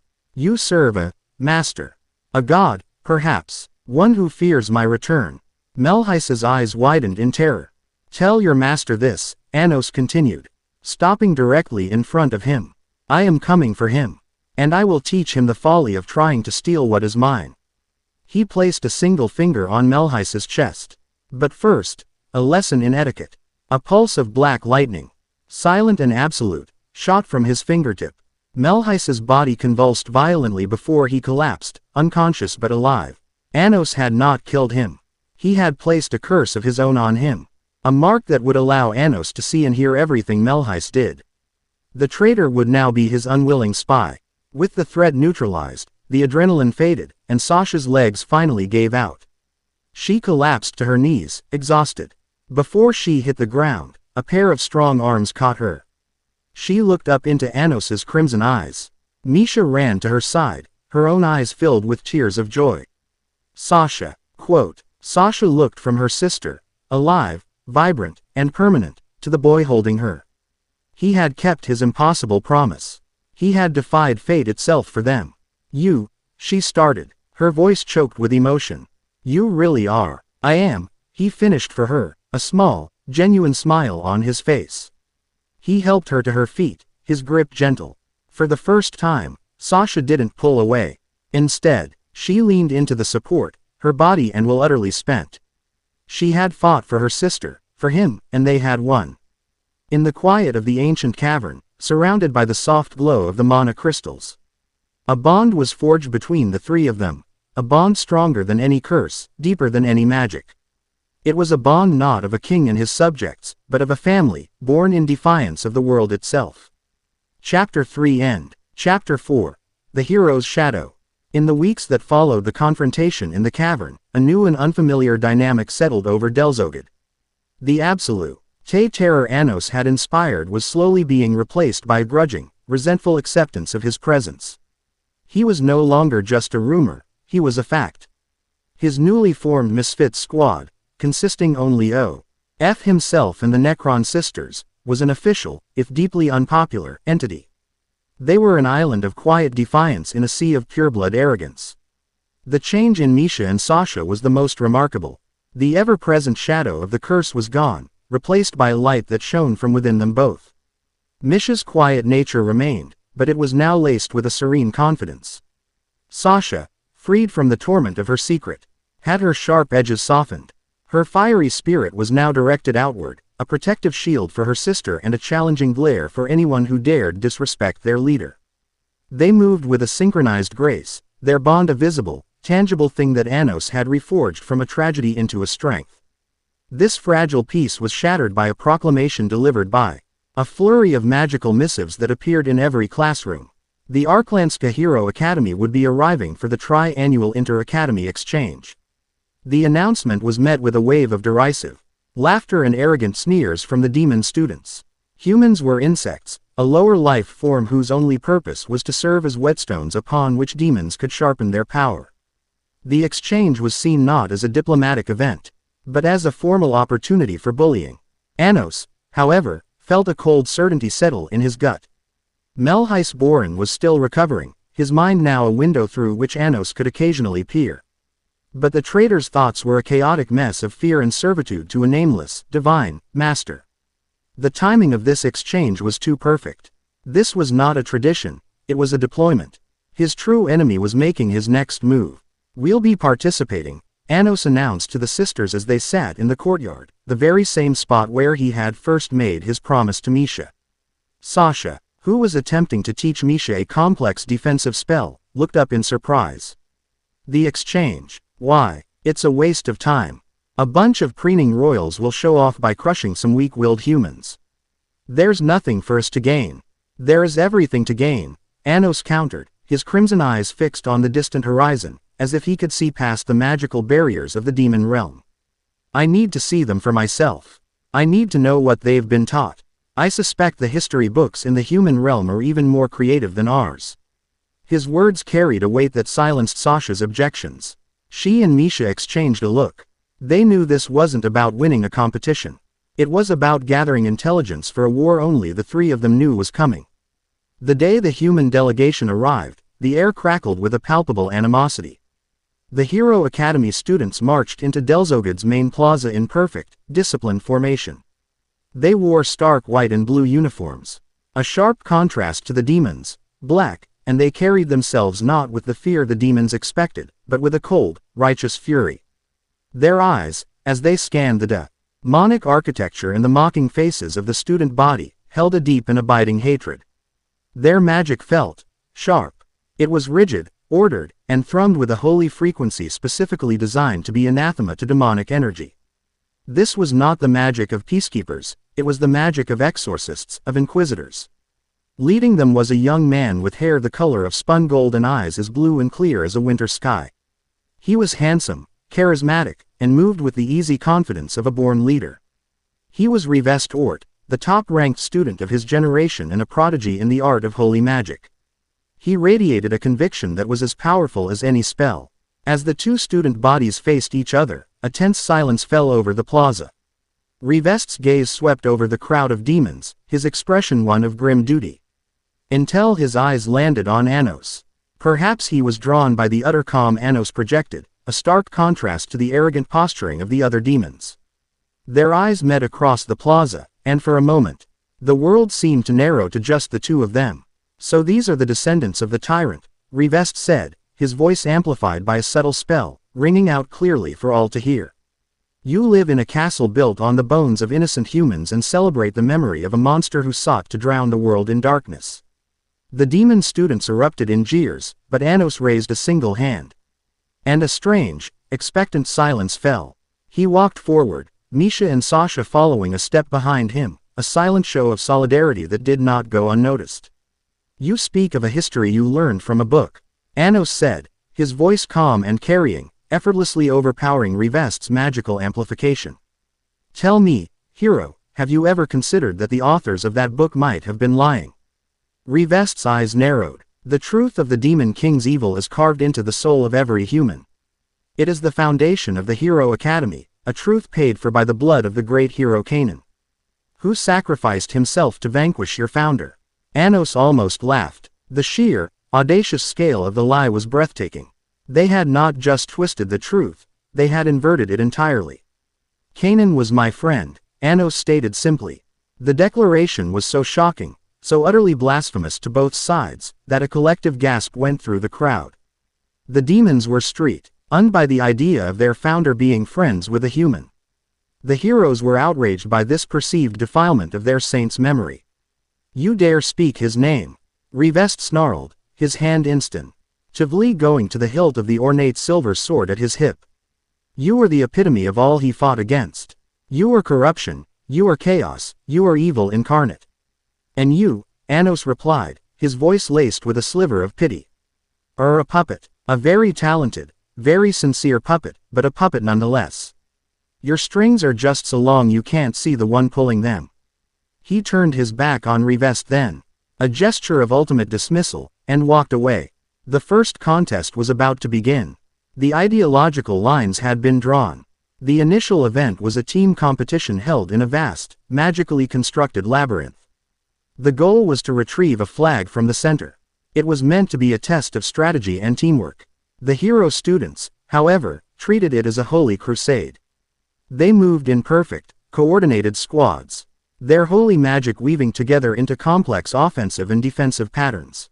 Anos, Misha, and Sasha entered the labyrinth alone. Almost immediately, they were ambushed by a full squad of 5 heroes. Demons, for the glory of Kanan, you shall be purged. Their leader yelled, as they unleashed a volley of light-based spells. What Anos noticed immediately was the spells' design. They weren't generic blasts of holy energy. They were focused, targeted attacks designed to disrupt and unravel demonic magic at its source.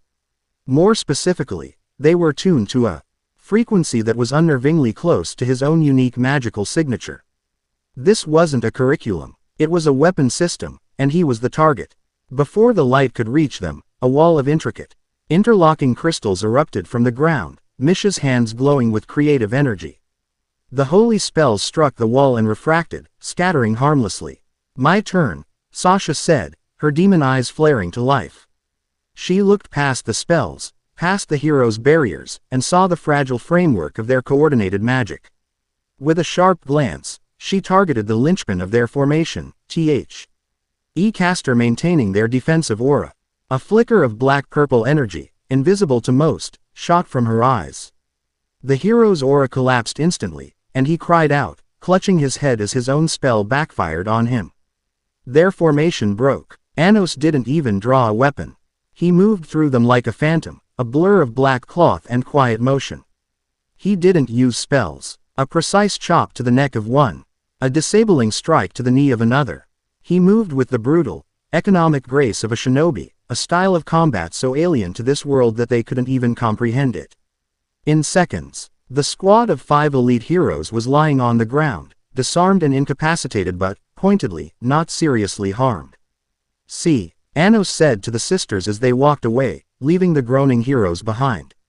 "They're strong, disciplined, but they're predictable. They've been trained to fight a monster, not a soldier." They reached the center of the labyrinth with almost comical ease, finding Rivest's team waiting for them. The flag planted firmly at their feet. "I knew you'd make it," Rivest said, his blue eyes hard as diamonds. His holy sword was now drawn, its silver blade humming with a clean, white light. "Now you face a true hero." "There is no such thing," Anos replied. "Only people, and the choices they make." This time, there would be no team battle. The final match of the exchange had been decided by the instructors, a one-on-one duel between the top students. Anos Voldigode versus Rivest Ort. They stood facing each other in the main arena, the same one where Anos had unmade Zeps Luan. The stands were packed, a tense, divided sea of black and white uniforms. "For the future of humanity, I will strike you down," Rivest declared, his voice ringing with unshakable conviction. He raised his sword, and it blazed with a light so bright it was difficult to look at. He was channeling his own life force, his very soul, into the blade. Holy blade. Source sever. He lunged, the sword cutting a searing white arc through the air. This was his ultimate technique, a holy art designed to permanently cut a demon off from their magical source, rendering them less than mortal. Anos didn't move. He didn't raise a barrier. He didn't prepare a counter. He simply stood there and let the blade, glowing with the power to cripple an elder demon emperor, strike him square in the chest. The blade connected. There was no explosion, no sound of impact. The holy light simply washed over Anos's body and vanished. The sword stopped dead, not even managing to cut his uniform. Rivest stared in absolute shock, his mind unable to process what had just happened.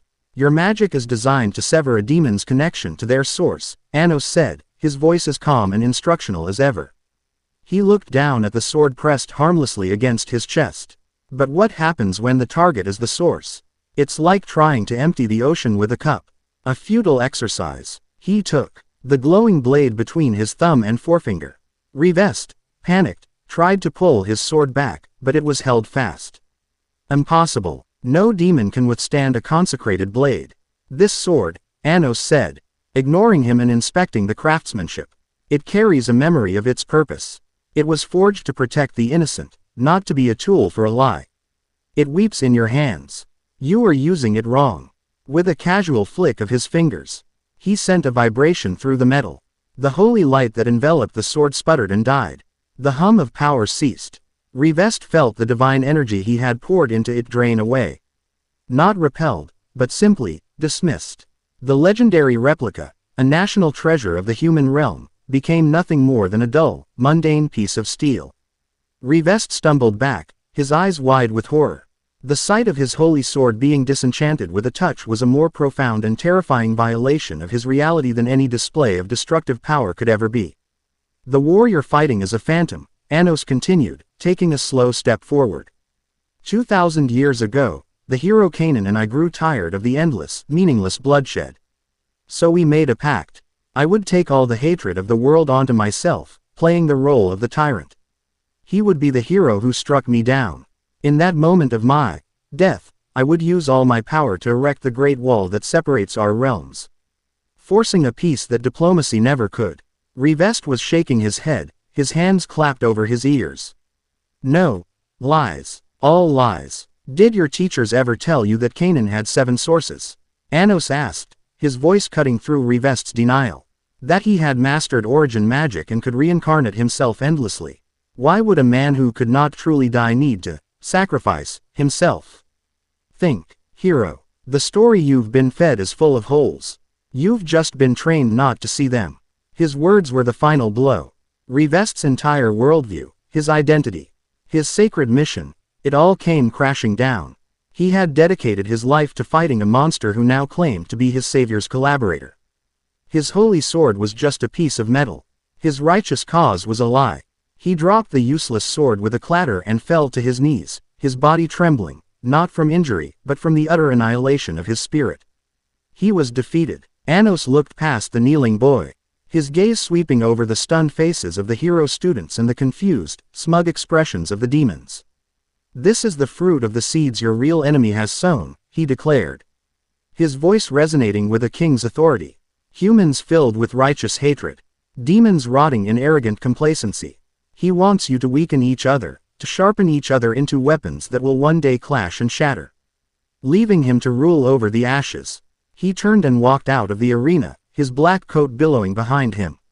Misha and Sasha, their faces grim with the understanding of what they had just witnessed, fell into step on either side of him. He had not just won a duel. He had exposed the core of his enemy's grand strategy and, in the process, had perhaps broken not just a rival, but a future soldier for his own cause. As they left the arena, Anos looked toward the distant skies in the direction of the human realm. The Hero Academy was compromised. An entire nation was being weaponized against him. To find the truth, he would have to go to a place where history could not be so easily rewritten. He would need to find someone, or something, that remembered the world as it was. His next destination was clear, the Great Spirit Forest of Aharthurn. Chapter 4 End. Chapter 5. Whispers in the Divine Sea. Leaving Delzogad felt like stepping out of a stuffy, sealed room into a world that was finally breathing. The official reason for their departure was a special, off-campus training exercise approved by Anos himself, an explanation no instructor dared to question. The true purpose was a pilgrimage into the heart of myth. The Great Spirit Forest of Aharthurn was not a place one simply walked into. It existed on the edge of the demon realm, a place the laws of nature were subordinate to the whims of ancient, powerful beings. They traveled on foot, Anos setting a pace that was deceptively fast. The journey took them through whispering grasslands and across jagged, wind-scoured mountains. It was during this time, away from the prying eyes and stifling politics of the academy, that their dynamic as a team truly solidified.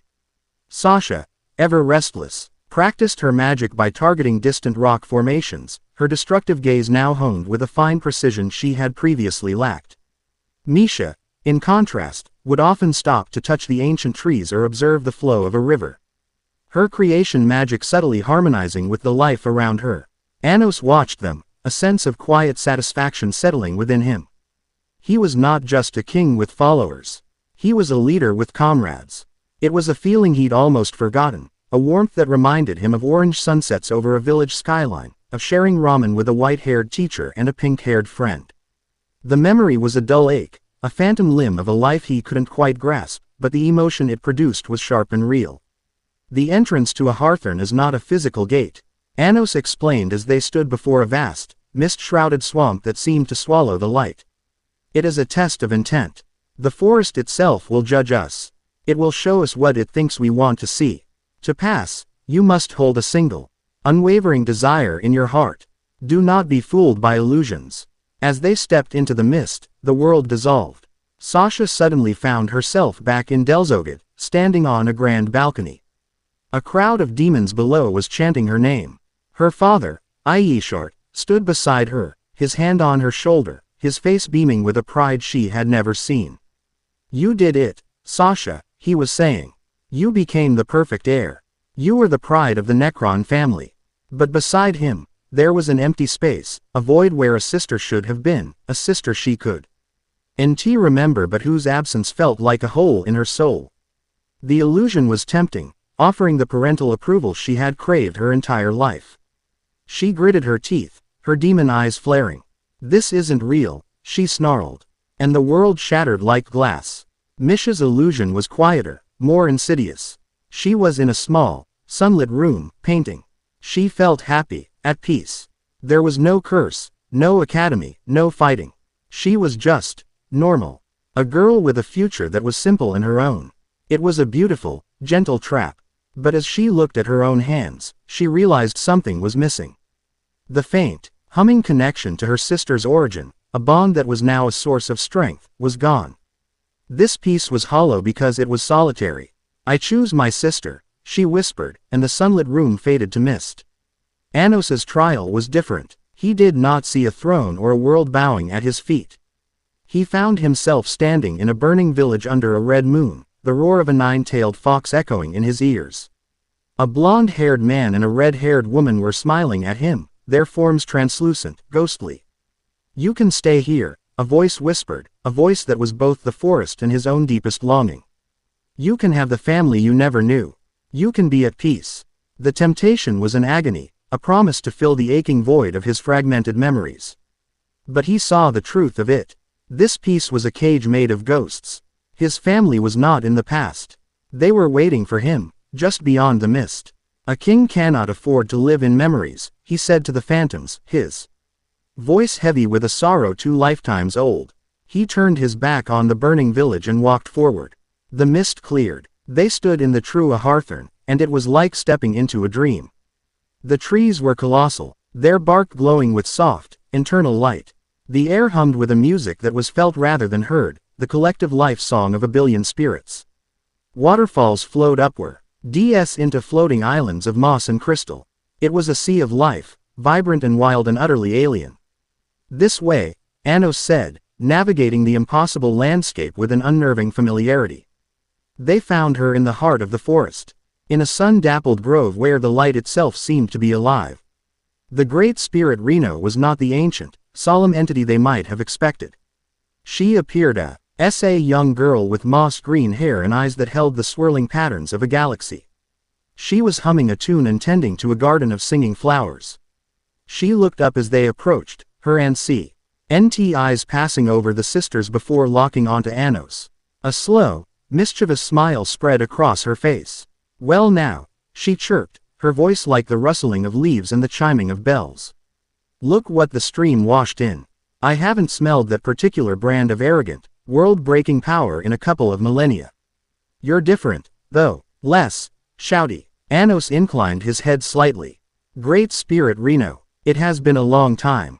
Has it?" she mused, tapping a finger to her chin. "Time is a bit soupy for me." So, the tyrant returns, but his soul feels older.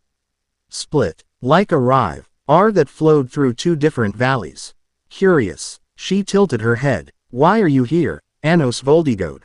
The last time you came, you rearranged a mountain range because it was blocking your view of the sunset." "I am here for your memories," Anos said, his tone direct. "History has been rewritten. My agreement with the hero Kanan has been twisted into a tale of my defeat. I believe a power from outside our realms is responsible." Reno's playful demeanor faded, replaced by a deep, profound solemnity. The light in the grove seemed to dim. "You feel it too, then?" "The wrongness. A thread has been pulled in the great tapestry. And the picture is changing. A celestial hand has reached down and smudged the ink." "Whose hand?" Sasha pressed, stepping forward. Reno's gaze fell upon her.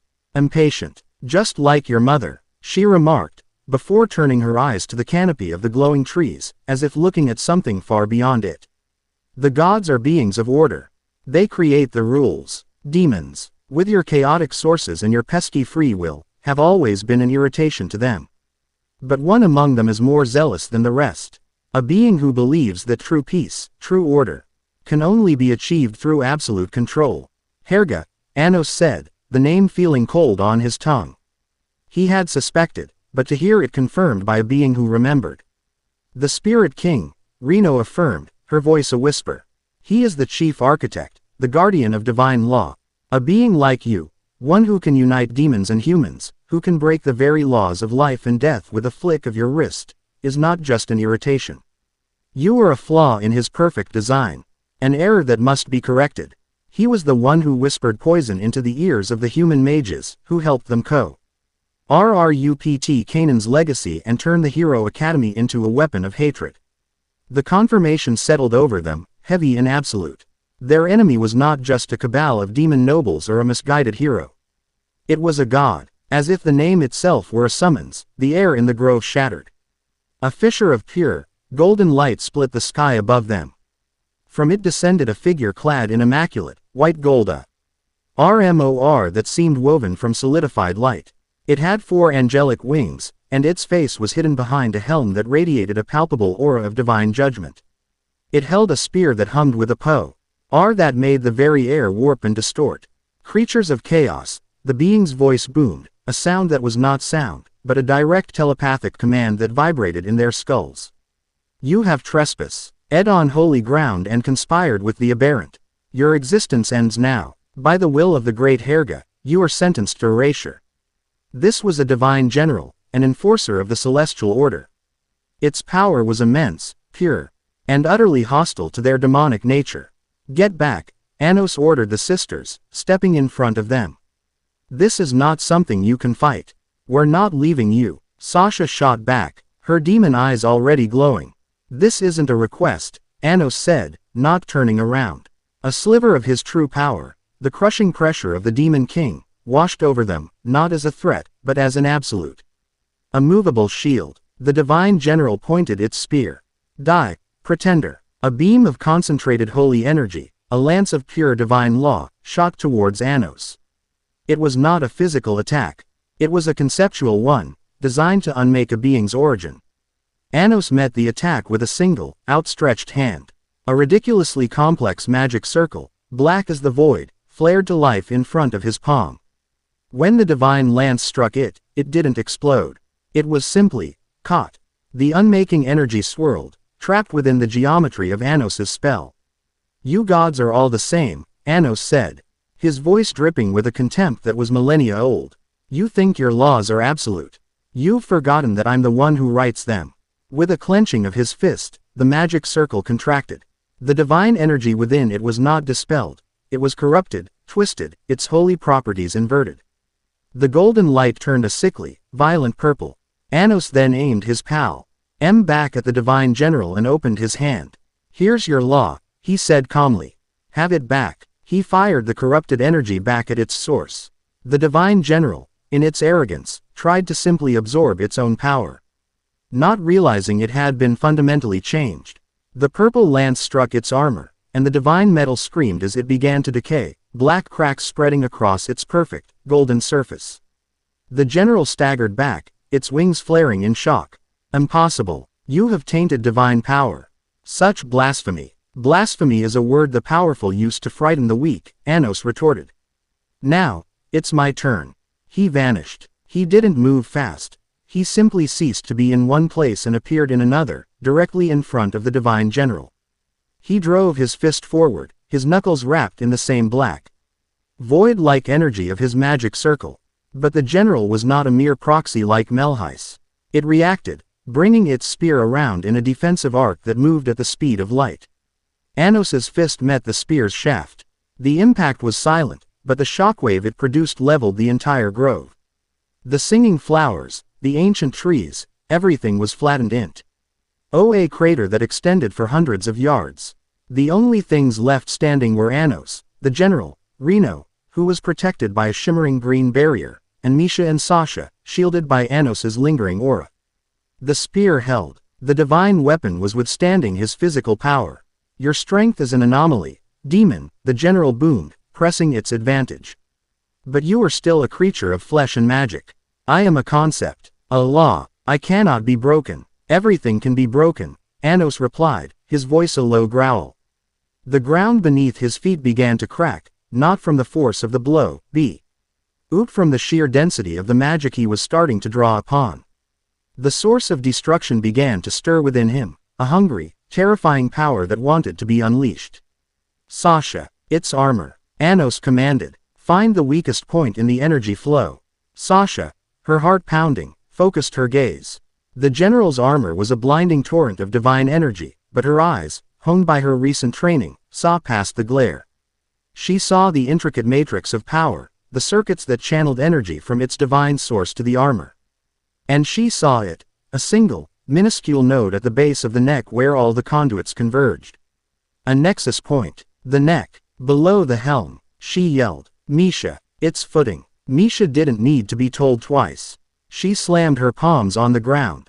The crater floor, which had been bare rock, suddenly came alive. Spears of obsidian, created from the very stone beneath the general's feet, erupted upwards, not to pierce it, but to entangle its legs, to disrupt its perfect, divinely balanced stance for even a fraction of a second.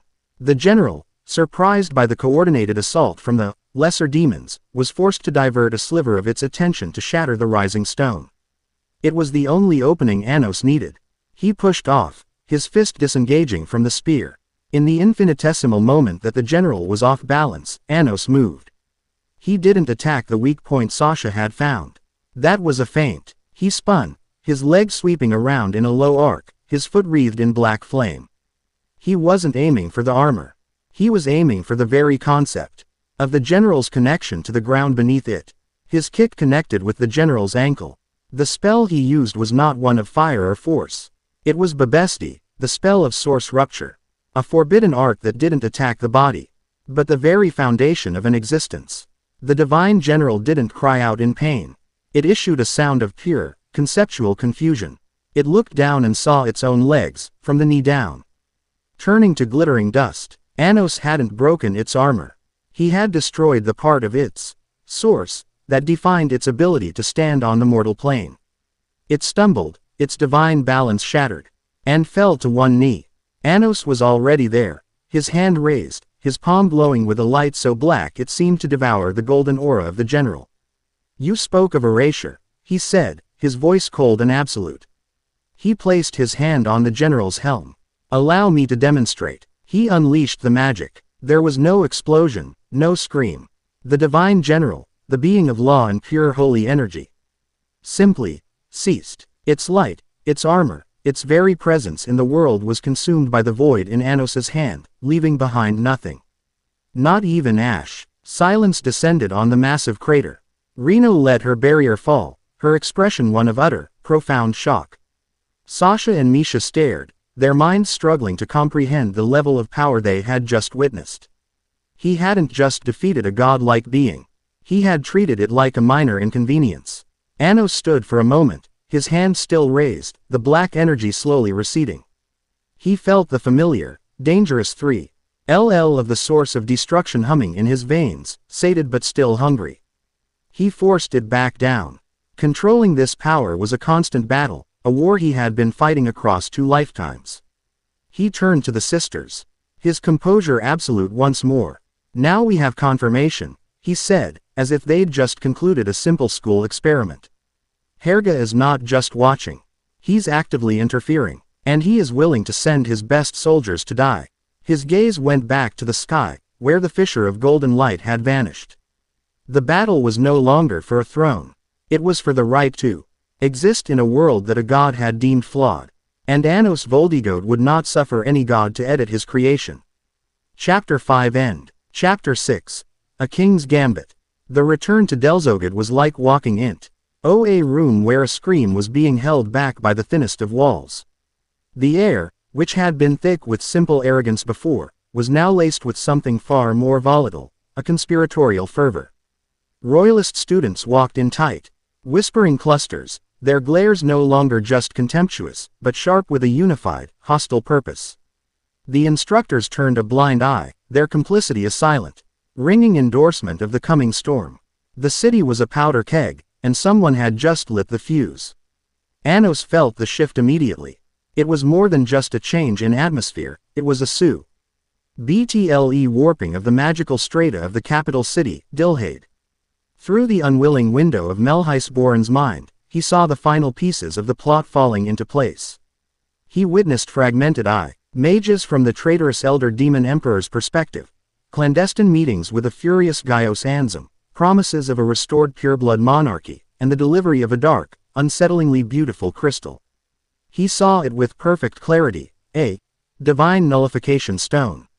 It was a celestial artifact, a gift from Herga's agents, designed to resonate with the unique magical frequency of the demon race and dampen it, causing a widespread weakening of their power. The coup was planned for that very night, under the cover of the Festival of the Tyrant's Shadow, a garish celebration of his own supposed demise. They would activate the stone at the festival's peak, and in the ensuing chaos, seize the castle and declare a new regime, framing Anos as the catalyst for the disaster. It was a clever, multi-layered plan.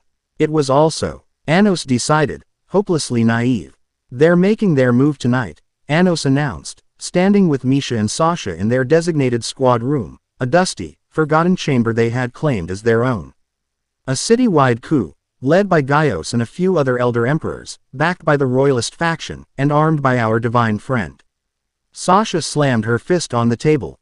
Then we stop them. We go to the castle, find Gaius, and you can put him in his place just like you did Zeps. This isn't a duel, Sasha, Anos said, his tone patient but firm. It's a war fought on multiple fronts. They will use the chaos of the festival as cover. We can't be everywhere at once. Brute force will fail. We need a strategy. More than that, we need soldiers. His eyes held a calculating glint. A king needed an army. But an army took time to build.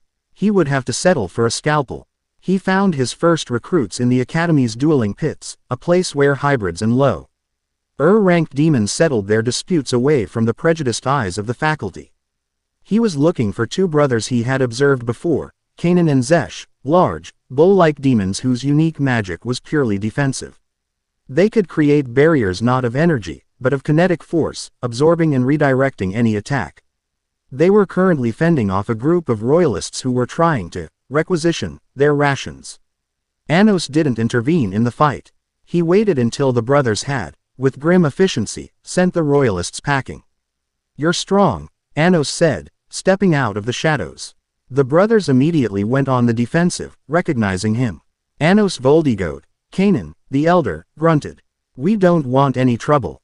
"Too late for that," Anos replied. "The royalists, led by Gaius Ansem, are staging a coup tonight. They intend to seize the castle and purge everyone who isn't a pureblood." "That includes you," Zesh scoffed. "And we're supposed to believe you. You're the biggest troublemaker this academy has ever seen." Anos didn't argue. Instead, he raised a hand and projected a memory, an illusion drawn directly from Melhice's mind. The brothers saw the secret meeting. They saw the divine nullification stone. They heard Gaius giving the order to round up and imprison all hybrid families once the castle was secure. The illusion was raw, undeniable truth. The brothers' faces paled. "You have a choice," Anos said, his voice flat and devoid of sentiment. "You can hide, and they will hunt you down. Or you can fight with me, and have a chance to build a world where you don't have to apologize for the blood in your veins. I don't care about your loyalty. I care about your ability. I have a castle to take. I need a living battering ram. You're it. Decide." He turned to leave, the choice left hanging in the air. He had only taken 2 steps before Kanan's voice stopped him. "What are your orders?" His second recruit was harder to find. She was a wisp of a girl named Elio, a hybrid from a disgraced lineage who possessed a rare form of shadow magic. She could literally step into one shadow and emerge from another miles away. She was a ghost, an information network of one. He found her not in person, but by leaving a message inscribed on the dark side of the moon, visible only to those who could perceive magical residue in deep shadow. "The central bell tower. Midnight. Your life depends on it." He assembled his new, impromptu squad in their room an hour before the festival began. The tension was palpable. The brothers stood awkwardly, their massive frames seeming too large for the room. Elio hadn't appeared in person, but a single, flickering shadow in the corner of the room confirmed her presence. Anos unrolled a map of the city on the table. "This is a 3-pronged operation," he began, his voice taking on the crisp, authoritative tone of a seasoned commander. "Diversion, sabotage, and assault. Every part is critical." He pointed to the Eastern District, the main festival grounds. "Sasha, you'll take a group of the most disruptive students you can find. I don't care who, so long as they can make noise, and you will create a spectacle. I want explosions, light shows, phantom beasts. Draw the bulk of the city guard and the royalist patrols to you. Your objective is not to win fights, it is to create chaos and keep them occupied. Can you do that? Sasha's eyes lit up with a feral grin. Create chaos. I was born for this. He then pointed to the central bell tower, the highest point in Dilhade.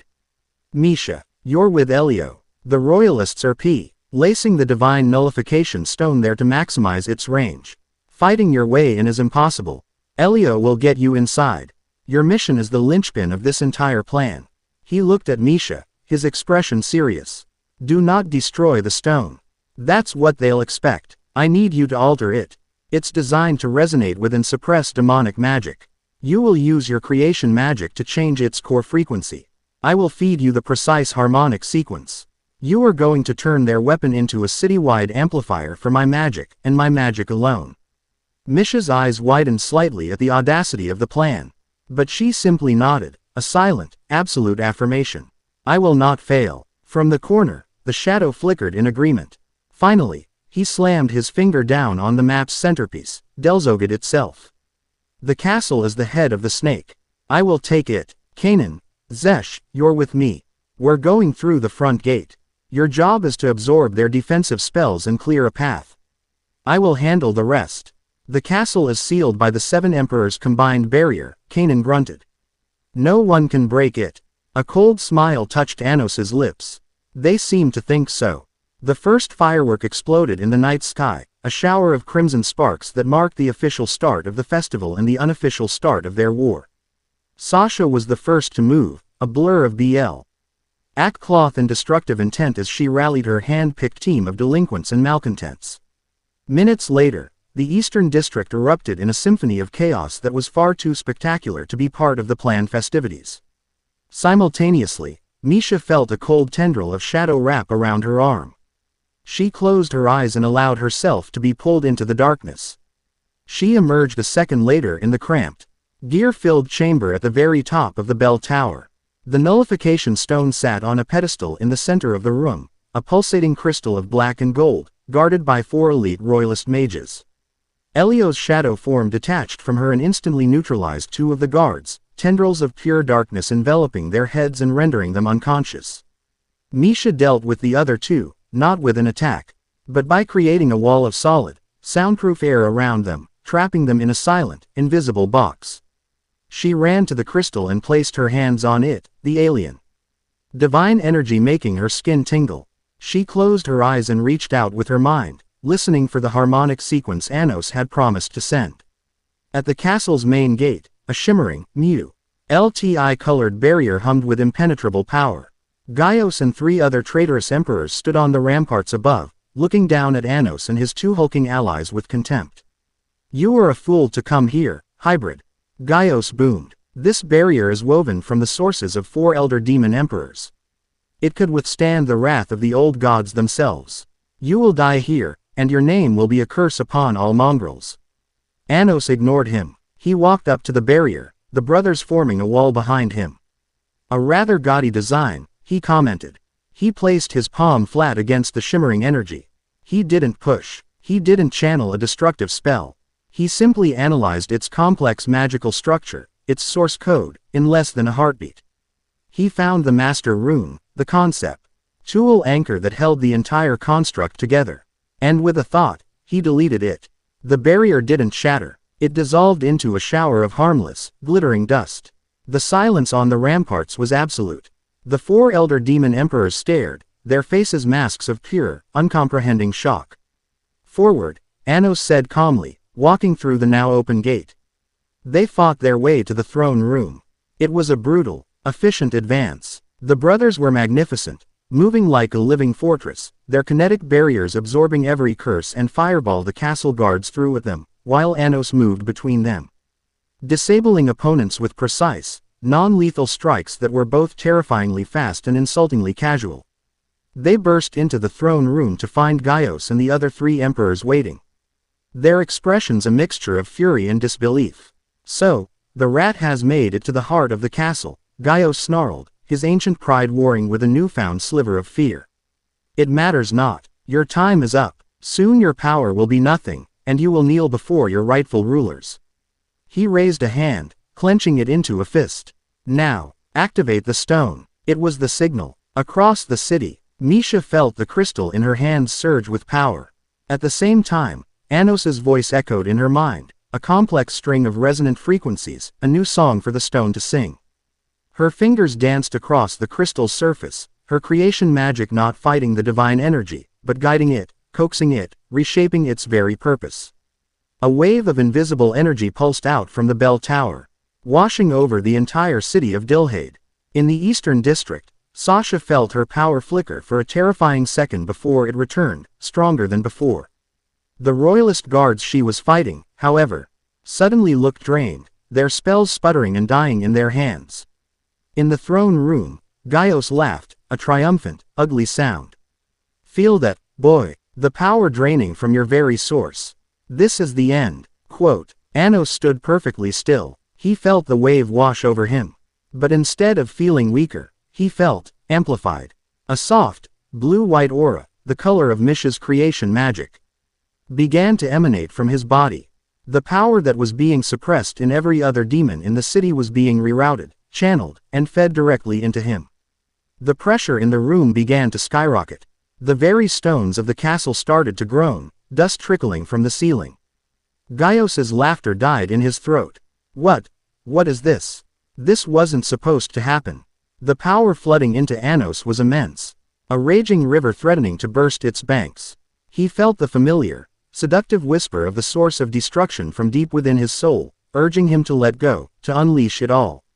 To not just defeat these arrogant fools but to wipe their very existence from the slate of history. A flash of a monstrous fox, wreathed in malevolent red energy, snarling at a world that hated it, tore through his mind. He clenched his fist, his knuckles white, a single bead of sweat tracing a line down his temple. The internal battle was, for a moment, more intense than any physical confrontation. He forced the destructive impulse down, leashing it with an iron will forged across 2 lifetimes of struggle. He would win this his way. As a king, you put your faith in a borrowed trinket from a coward god, Anos said. His voice now a low, terrifying hum that was felt in the bones. The blue aura around him intensified. I put my faith in my comrades. It appears my investment was wiser. He didn't cast a spell. He simply released a fraction of the amplified magical pressure he was now commanding. It wasn't an attack. It was just presence. It was enough. The 3 other elder demon emperors collapsed instantly, knocked unconscious by the sheer force of his aura. Gaios, the strongest of them, was brought to one knee, the ancient stones of the throne room floor cracking beneath him. He was gasping, choking. Not on air, but on the overwhelming density of Anos's magic. Anos walked slowly towards him, the floor groaning with every step. He stopped before the kneeling emperor and looked down, his crimson eyes holding not anger, but a profound, chilling disappointment. You sought to preserve your heritage, Anos said. Instead, you sold it to a foreign god for a sliver of power. You were not a protector of tradition. You were a traitor to your entire race. He reached down and took the communication crystal from Gaios's belt. With a thought, he linked it to every Ingle communication device used by the city guard and the royalist forces. The coup is over, his voice boomed across the city, amplified by the very stone that was now empowering him. Gaios Anzim A.N.D. His company conspirators have been defeated.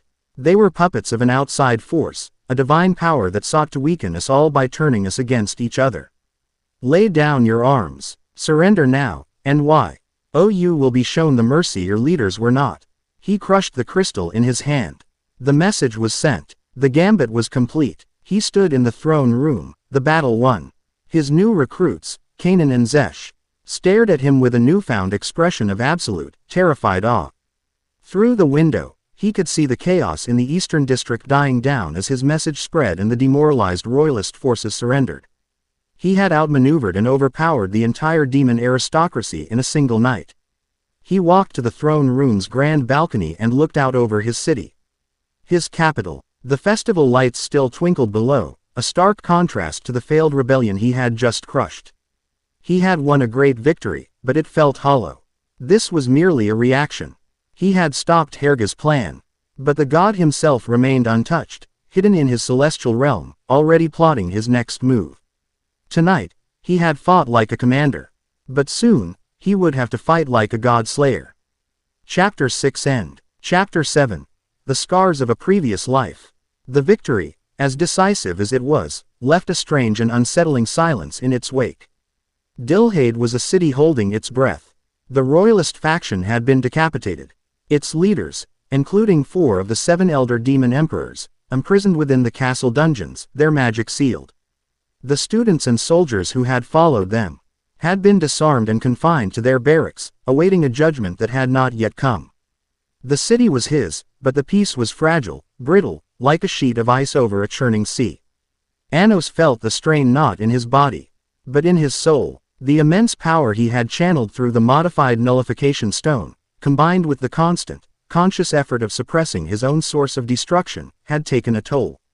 It was a familiar exhaustion, the deep, bone-weary fatigue that comes after a prolonged, high-stakes battle. It left the barriers in his mind thin, the walls between his current self and the fragmented memories of his past life porous and weak. He stood alone in the Demon King's study, a vast, circular room at the highest point of Delzogid, a place he hadn't set foot in for 2 millennia. The air was stale with the scent of forgotten knowledge and faded power. A layer of dust covered everything, a testament to the fact that none of the pretenders who had sat on his throne had ever dared to enter his personal sanctum. He ran a hand over the smooth, cool obsidian of his desk, and the simple tactile sensation was enough to trigger the cascade. The world of stone and shadow dissolved. He was no longer Anos Voldigode, the demon king of tyranny. He was Naruto Uzumaki, a boy of 16, standing in a landscape of churning, apocalyptic devastation. The sky was a bruised purple, scarred by the light of 1,000 falling meteors. The ground was a wasteland of upturned earth and shattered rock. Before him stood a woman with pale skin, white hair, and horns, her eyes holding the cold, dead light of a dying star. Kagaya Otsutsuki, the mother of chakra, a god. The memory was not a dream. It was visceral, immediate. He felt the phantom ache in his muscles, the burning of overtaxed chakra in his veins. He could feel the warmth of his partner, the other half of his soul, the 9-tailed fox Kurama, raging within the seal, their power now perfectly, seamlessly merged. He could feel the presence of his friends beside him, Sasuke, Sakura, Kakashi, faint, distant echoes of bonds that felt more real than the stone castle around him. The battle raged. It was a conflict that defied physics. A war fought with powers that could create and destroy dimensions. He felt the searing heat of an Amaterasu, the grounding reality of Sakura's earth-shattering punches, the dizzying spatial distortion of a Kamui. He remembered the desperate, frantic teamwork, the split-second decisions that meant the difference between survival and oblivion. He was a whirlwind of golden light, a living son of sage and tailed beast chakra. He formed a Rasenshuriken, not a simple one, but a colossal sphere of destructive energy infused with the unique properties of all 9-tailed beasts. The raw, chaotic power of it was exhilarating and terrifying. It was a power meant to save the world, but he could feel, with a chilling certainty, how easily it could be turned to unmake it. His struggle was not just against the goddess before him, but against the temptation of his own strength. The memory shifted, fast-forwarding through the chaos of the war to a moment of quiet, devastating stillness.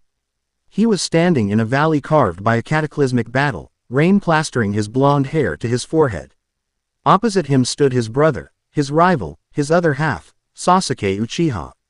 Sasuke's arm was gone, cauterized by the force of their final clash. His own arm was a mangled ruin. The fight was over. The hatred that had fueled his friend for so long was finally washed away, leaving only a shared, profound exhaustion.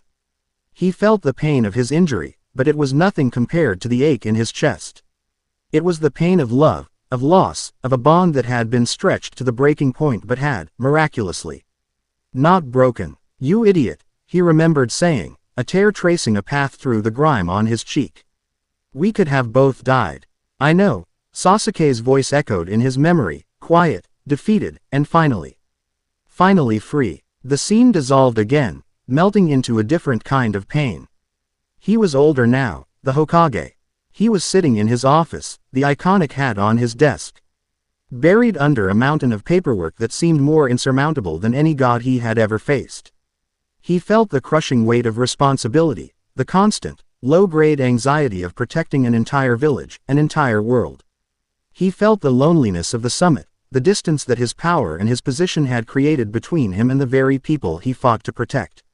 He remembered the ache of missing his own son's birthday, of seeing the disappointment in his daughter's eyes. He had saved the world, but he was failing his family. The hero, the savior, was just a tired man who wanted to go home. The power he wielded, the respect he commanded, it was a cage, gilded and admired, but a cage nonetheless. The source of destruction he now wrestled with was a different beast than Kurama. But the nature of the struggle was identical: how to wield unimaginable power without letting it consume the man you were, without letting it isolate you from the bonds that gave that power meaning. He gasped, his eyes flying open. He was back in the study. The sun was setting, casting long, crimson shadows across the dusty floor. His hand was pressed so hard against the obsidian desk that his knuckles were white. He was breathing heavily, his heart pounding a frantic, alien rhythm in his chest. For a moment, he didn't know who he was. Was he the Hokage who dreamed he was a demon king? Or the demon king haunted by the ghost of a shinobi? Anos. A soft voice cut through his disorientation. He looked up to see Misha and Sasha standing in the doorway, their expressions etched with concern. They had felt the chaotic spike of his magic, a wave of pure, untamed emotional energy that had pulsed out from the study, and had come to investigate. "Are you all right?" Misha asked, her violet eyes searching his. "Your magic," it felt, sad. Anos straightened up, running a hand through his black hair. He tried to erect his usual walls of calm composure, but the emotional bleed-through from the memories was too strong. He felt raw, exposed. Sasha stepped forward, her usual abrasiveness replaced by a sharp, worried scrutiny. "You look like you've seen a ghost." "Something like that," Anos admitted, his voice rougher than usual. He walked over to the grand, dust-covered window that overlooked the city. He could see the lights beginning to twinkle on as night fell, the city settling into a new, uncertain order under his rule. "I was remembering." He didn't plan to tell them. It was his burden, his past, a life that had no place in this world. But as he looked at their worried faces, he saw not just his comrades, but his anchors, the two souls he had personally bound to this new reality. They had trusted him with their lives. Perhaps he could trust them with a piece of his. "My reincarnation was not a simple one," he began, his voice low. "I wasn't just resting, waiting to be reborn. My soul, it traveled. It lived another life, in another world. A world without demon kings or hero academies. A world of shinobi." He told them. He didn't tell them everything, the memories were too fragmented for that, but he gave them the core of it. He spoke of a boy who was an outcast, hated for a power he held within him. He spoke of a dream to be acknowledged, to become the leader of his village. He spoke of great wars, of powerful enemies, of losing friends and finding family. He spoke of the constant, unending struggle to control a destructive force that threatened to swallow him whole. As he spoke, he didn't look at them. He kept his gaze fixed on the city below. He was laying bare the oldest, deepest scars on his soul, and he was terrified of the judgment he might see in their eyes. When he finally fell silent, the room was heavy with his confessions. He braced himself for their disbelief, for their confusion, perhaps even for their fear. Instead, he felt a small, warm hand slip into his own. He looked down. Misha was standing beside him, her grip gentle but firm.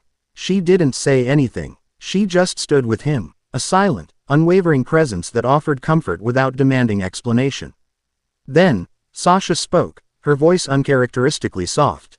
"So that's why." Anos looked at her, confused. "Why what? Why you fight the way you do?" she clarified, walking to his other side. "It's not just about power with you. When you fought Gaios, you had the power to erase him from existence. But you didn't. You showed him mercy. When you faced Rivest, you broke his sword and his spirit, but you left his body unharmed. You're always holding back. It's not the why a demon king of tyranny is supposed to fight." He looked from Sasha's sharp, understanding gaze to Misha's quiet, empathetic one. They weren't afraid. They weren't confused. They understood. They saw the through line. The connection between the lonely blonde boy who fought for acknowledgement and the reincarnated king who fought to protect his comrades. They saw that his restraint was not a weakness, but his greatest strength. The power of the demon king of tyranny, the source of destruction, Anos said, his voice thick with an emotion he hadn't allowed himself to feel in a long time. It is a lonely power. It isolates. It destroys. The boy, Naruto, he taught me that the strongest power isn't the one that lets you stand above everyone else. It's the one that lets you stand with them. For the first time since his reincarnation, he felt the immense weight on his soul lighten, just a fraction. He was not just Anos Voldigoat, the all-powerful, untouchable demon king. He was also Naruto Uzumaki, the boy who had learned to turn his curse into a gift, his pain into a shield for others. He was both, and for the first time, that didn't feel like a contradiction. Sasha, in a gesture that would have been unthinkable just weeks ago, reached out and rested her hand on his shoulder. Well, she said, a small, genuine smile playing on her lips. He sounds like an idiot. But, a strong idiot. A real, genuine laugh escaped Anos's lips. It was a strange sound, rusty from disuse, but it was real. In the dusty, forgotten study of a long-absent king, surrounded by the ghosts of 2 lives, he was not alone. He had his family, and with them by his side, he felt, for the first time, truly whole. The internal conflict wasn't over, but the war was no longer his to fight alone. Chapter 7 End. C. Chapter 8. The Unholy Sword and the Divine Armor. The fragile piece in Dilhade was a deceptively clear pool of water, with the shadow of a hawk circling high above. Herga, the Spirit King, was not a being who accepted defeat gracefully. The failure of the coup, the corruption of his divine general, and the loss of his pawn Melhis had not deterred him, it had enraged him. Anos, by sharing the truth of his past with the Necron sisters, had found a new center of gravity for his soul, a calm that allowed him to wield his immense power with greater clarity. He would need it. Herga was done with proxies and subtle manipulations. It was time to unleash a miracle. In the human realm, in the now leaderless Hero Academy, Revest Ort was a ghost. Anos had not just defeated him, he had dismantled his entire reality, leaving him adrift in a sea of broken beliefs.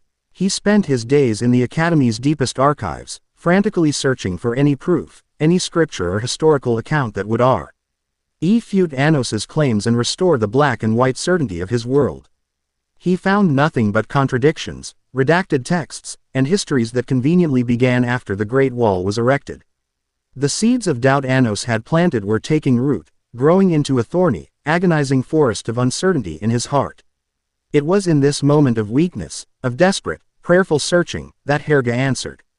A pillar of pure, blinding white light erupted in the center of the archives, bathing Revest in a power that was both terrifying and intoxicatingly pure. A voice, ancient and resonant as a tolling bell, echoed not in the room, but directly in his mind. He has deceived you, child of man. The demon is a master of lies, twisting the sacred memory of the hero Canaan to serve his own dark ends. Do you not feel the truth of my words? Do you not yearn for the strength to enact true justice? Who are you? Revest whispered, shielding his eyes from the celestial glare. I am the architect of order, the guardian of the divine law that the tyrant seeks to shatter. I am the voice that answers the prayers of the righteous. A suit of immaculate, silver-white armor, glowing with an internal, holy light, materialized in the pillar of light before Revest. It was a thing of impossible beauty, etched with runes of divine protection. Beside it, his shattered holy sword reformed, its blade now a sliver of solidified starlight, humming with a power 100 times greater than before. He broke your sword. I have remade it. He broke your spirit. I shall reforge it. Take this armor, Revest Ort. Wear this divine aegis, and it will render you immune to the demon's corrupting magic. Take this holy blade, Ascalon too, and its edge will be the only truth that can pierce his lies.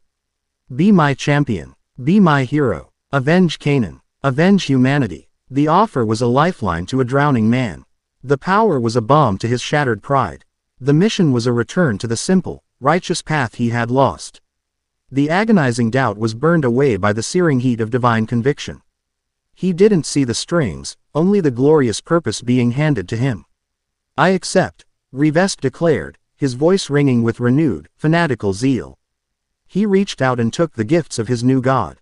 The challenge came not as a whispered threat, but as a proclamation that tore the sky asunder. A projection of Rivest, now clad in the divine armor, his face a mask of cold fury, appeared over Dilhade. His amplified voice boomed across the city, a challenge and a judgment in one. Anos Voldigode, your reign of lies is over. I, Rivest Ort, champion of the divine order, challenge you to a final duel. Face me in the valley of judgment, the place where the great wall first rose, and answer for your blasphemies.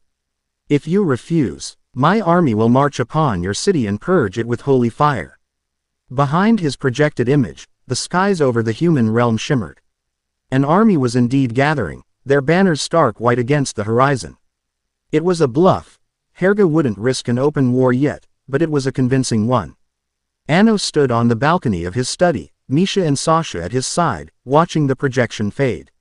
It's a trap, Sasha stated, her hand clenching into a fist. That armor, that sword, they reek of the same power that General had. Herga has turned him into a living divine weapon. He is not just a weapon, Anos corrected. His crimson eyes narrowed in thought. He is an ideological missile. Herga doesn't just want me dead. He wants my philosophy, my dream of coexistence, to be publicly executed by a human hero. He wants to prove to the world that our two races can only ever be at war. So we don't go, Misha said softly, a note of worry in her voice. It's what he wants. No, Anos replied, a grim certainty in his voice. We go. If I refuse, I appear weak, and it validates his narrative that I am a coward hiding behind my walls. If I accept, I walk into his trap. He turned to face them, a hard, determined light in his eyes. So I will walk into his trap. And I will break it. His plan was, as always, audacious. While he faced Rivest, a secondary plot would undoubtedly unfold. Urga would not rely on a single champion, however powerful. Anos dispatched his small, fledgling network. The brothers Kanan and Zesh were sent to the city's perimeter, not to fight, but to use their kinetic barrier magic to reinforce the city's own defenses, just in case the threat of invasion was not a bluff. Elio, the Shadow Mage, was given a single, critical task: observe the observers. Find hidden agents who would be watching the duel, and identify their true objective. He gave his most important task to the sisters. Sasha, Misha, he said, his voice serious. When I fight Rivest, High's divine armor will make him immune to most of my direct magical attacks. I will need to break it, but that will require a moment of supreme focus. Herga knows this. He will have a contingency, an assassin who will strike at that precise moment. You will be my guard. Intercept anyone, or anything, that tries to interfere. Sasha's eyes blazed. Anyone who tries to touch you will have to go through me. Misha simply placed a hand over her heart and nodded. Their trust was his shield. The Valley of Judgment was a desolate, windswept place, a vast, flat plain of cracked earth that ended abruptly at the shimmering, translucent curtain of the Great Wall.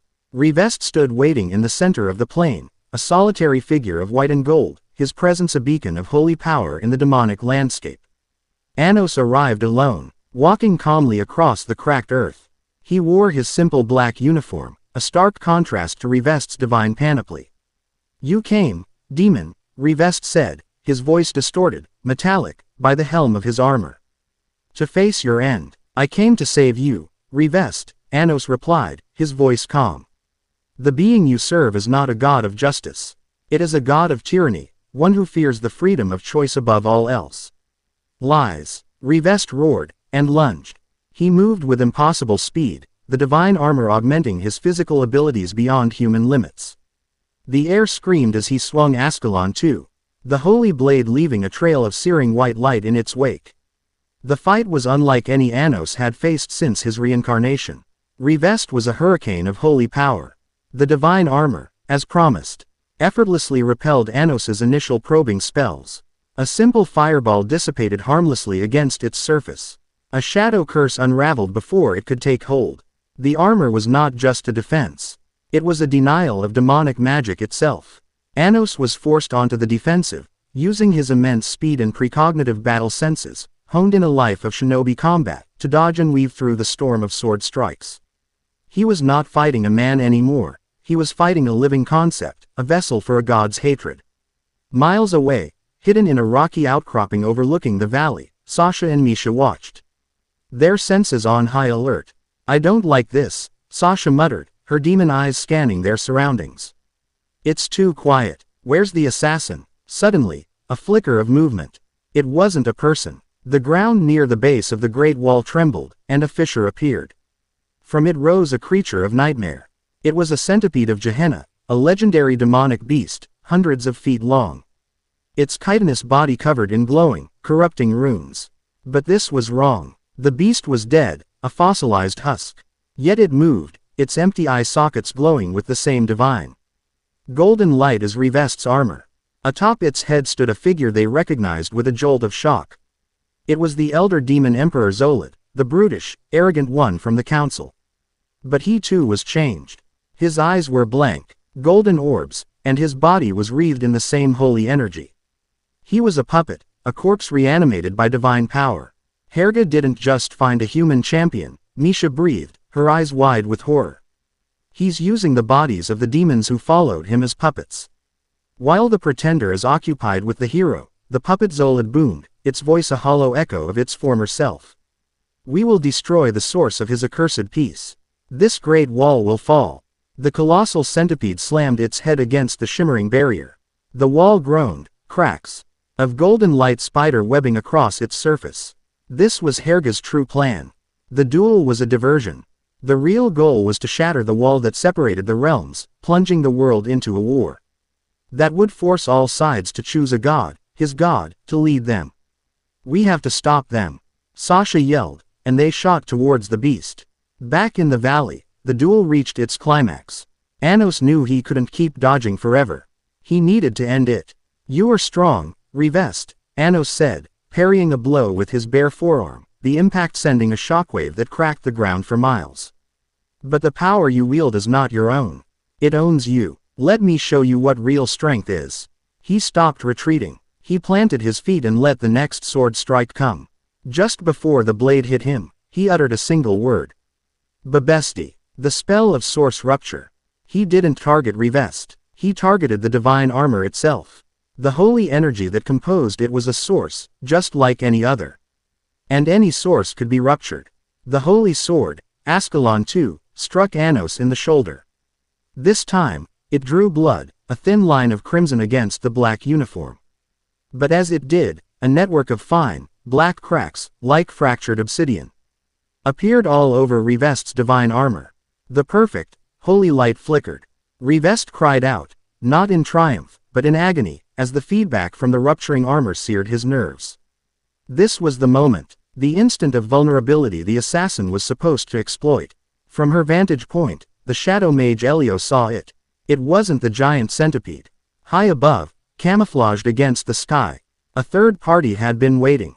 A single, hawk-like creature made of pure light, another of Helga's divine constructs, folded its wings and dove, a spear of concentrated holy energy aimed directly at Anos's exposed back. But as the hawk dove, so did Sasha and Misha. They had seen the puppet Zolid was just another feint, a larger, more obvious threat to draw their attention. They intercepted the divine assassin midair in a flash of black and blue. Sasha's gaze shattered the light construct spear, while Misha created a cage of solid, condensed air around it, trapping it for a precious second. It was all the time Anos needed. "This ends now," Anos said, his hand glowing with the black, all-consuming light of his magic. He ignored his own wound and placed his palm on Revest's chest, directly over the cracking armor. He didn't unleash a wave of destruction. He did the opposite. He used a precise, controlled application of origin magic, a technique designed to heal and restore. But he wasn't healing the armor. He was healing Revest. He poured his own magic into the hero, a flood of calm, ordered demonic energy that was the antithesis of Helga's chaotic, fanatical divine power. He targeted the source of the god's influence, the divine blessing that held Revest's mind in thrall. He didn't fight it. He soothed it. He purged it. The divine armor, its ors ruptured and its connection to its host severed, exploded outwards in a shower of harmless, fading light. Ascalon too dissolved into motes of dust. Revest, free from the armor and the god's control, collapsed. His body exhausted but his mind finally, painfully, his own. He looked up at Anos, at the demon who had just taken a holy blade to the shoulder for him, and saw not a tyrant, but the very thing he had always aspired to be, a savior. With the dual wand, Anos turned his attention to the great wall. The puppet Zolid and the centipede were still battering against it. He raised a hand, and the blood from his shoulder floated into the air, forming a single, ruby-red droplet. "You wish to destroy my wall," he said, his voice echoing with an ancient, implacable power. "You are 2,000 years too late." He flicked the droplet of his own blood. It shot across the valley, faster than light, and struck the colossal centipede. The moment it made contact, the droplet expanded, and the entire beast was instantly encased in a lattice of black, thorny magical energy. The spell was Girisdi, the same one he had used on Zeps, but amplified a million-fold. The fossilized demon beast and he puppet emperor riding it burned from the inside out, turning to a fine gray ash that was scattered by the wind. Silence fell upon the Valley of Judgment. The trap was broken. The champion was freed. The assassins were destroyed. Herga's plan was in ruins. Sasha and Misha landed beside Anos. Sasha immediately began fussing over his wound, a gesture that was both touching and completely unnecessary, as the cut was already healing. Misha simply looked at the kneeling, broken form of Revest, then at Anos, and understood. He hadn't just won a battle. He had reclaimed a soul. Revest Ort, the hero, looked up at Anos Voldigode. The demon, his eyes filled with a universe of confusion, shame, and a dawning, terrible understanding. Everything I fought for, was a lie. Anos looked down at the boy, his expression unreadable. "Your cause was a lie," he said, his voice surprisingly gentle. "But your desire to protect people was real. That is a truth worth saving." He offered a hand to the fallen hero. A demon king offering a hand to the champion of a god who had tried to kill him. It was an act that defied the very laws of their world. After a long moment of hesitation, Revest took it. Chapter 8 End. Chapter 9. The God's Requiem. The sight of Anos Voldigode walking back through the gates of Dilhade with Revest Ort at his side was a political earthquake. The champion of humanity, the divine warrior sent to execute the demon king, was now following him, not as a prisoner, but as a subordinate, his expression a shattered mosaic of shame and dawning, horrified respect. The Ws spread through the city faster than any spell, a shockwave that rattled the foundations of 2,000 years of ingrained hatred. Revest was given quarters within the castle, a decision that was met with silent, stunned disbelief from the demon populace. He was a broken man, grappling with the collapse of his entire identity. He spent his first day in a state of near catatonia, the divine lie. In his eyes replaced by a hollow emptiness. Anos left him alone, knowing that the battle Revest now faced was one no one else could fight for him. The real war, Anos knew, was just beginning. Herga had been publicly humiliated. His champion was turned, his assassins destroyed, his grand strategy of inciting war left in tatters. A god scorned was a dangerous, unpredictable thing. Waiting for his next move was not an option. It was time to force the endgame. He gathered his inner circle in the now clean, dust-free study. Misha, Sasha, the loyal Misfit squad members he had recruited, and finally, a somber Revest, who had emerged from his seclusion, his eyes no longer empty, but filled with a grim, terrible resolve. "Herga wants a war between our peoples," Anos began, his voice calm and mayas. As he stood before the grand window. "He feeds on the belief that we are fundamentally incompatible, that order can only be maintained through segregation and conflict. He expects me to rule as a tyrant, and you," he said, his gaze falling on Revest, "to act as a martyr. We will give him neither." He turned, his crimson eyes sweeping over them all. "We are going to hold a ceremony in the Grand Throne Room in 3 days' time. I will officially reclaim the throne of the Demon King. But this will not be a coronation. It will be the signing of a new covenant. The first official peace treaty between the demon race and the human race in over 2,000 years." The room fell silent. The audacity of the proposal was staggering. Revest Ort, as the highest-ranking member of the Hero Academy, will act as the official signatory for humanity, Anos continued. He will stand beside me, not as a defeated enemy, but as a partner. We will declare a new age of coexistence, one founded not on divine law, but on mutual understanding. Quote, Sasha was the first to grasp the true, insane genius of the plan. It's bait, she breathed, her eyes widening. A peace treaty between demons and humans, Pres. IDED over by you, it's the ultimate blasphemy to Herga's philosophy of order. He can't ignore it, he'll be forced to intervene personally. Precisely, Anos affirmed. I am tired of swatting his insects. It is time to deal with the god himself. He believes his power is absolute because his laws are rigid and unbending. We will show him that our ability to change, to forgive, and to unite is a power far greater than his. The preparation for the ceremony was a frantic, city-wide effort. The Misfit squad, now seen as heroes of the averted coup, took charge. Misha, using her creation magic, Daisy, GNED and built a new dais in the throne room, one with 2 equal seats, side by side, a powerful symbol of the new partnership. Sasha, with a grim efficiency, oversaw the city's defenses, ensuring no further puppets or divine constructs could slip through unnoticed.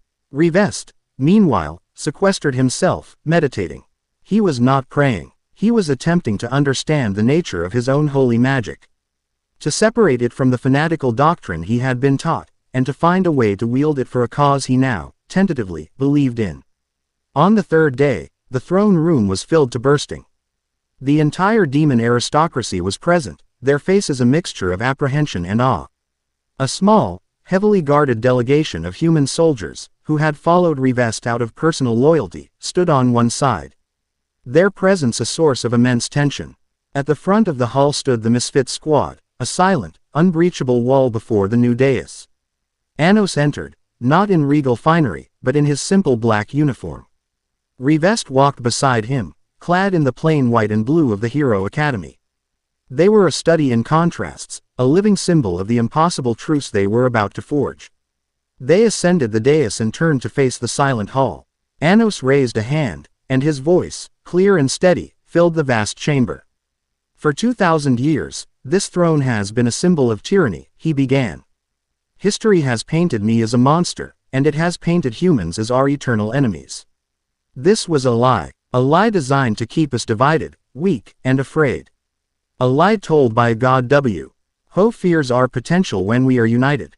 He gestured to Revest. Today, that lie ends. Today, we forge a new path.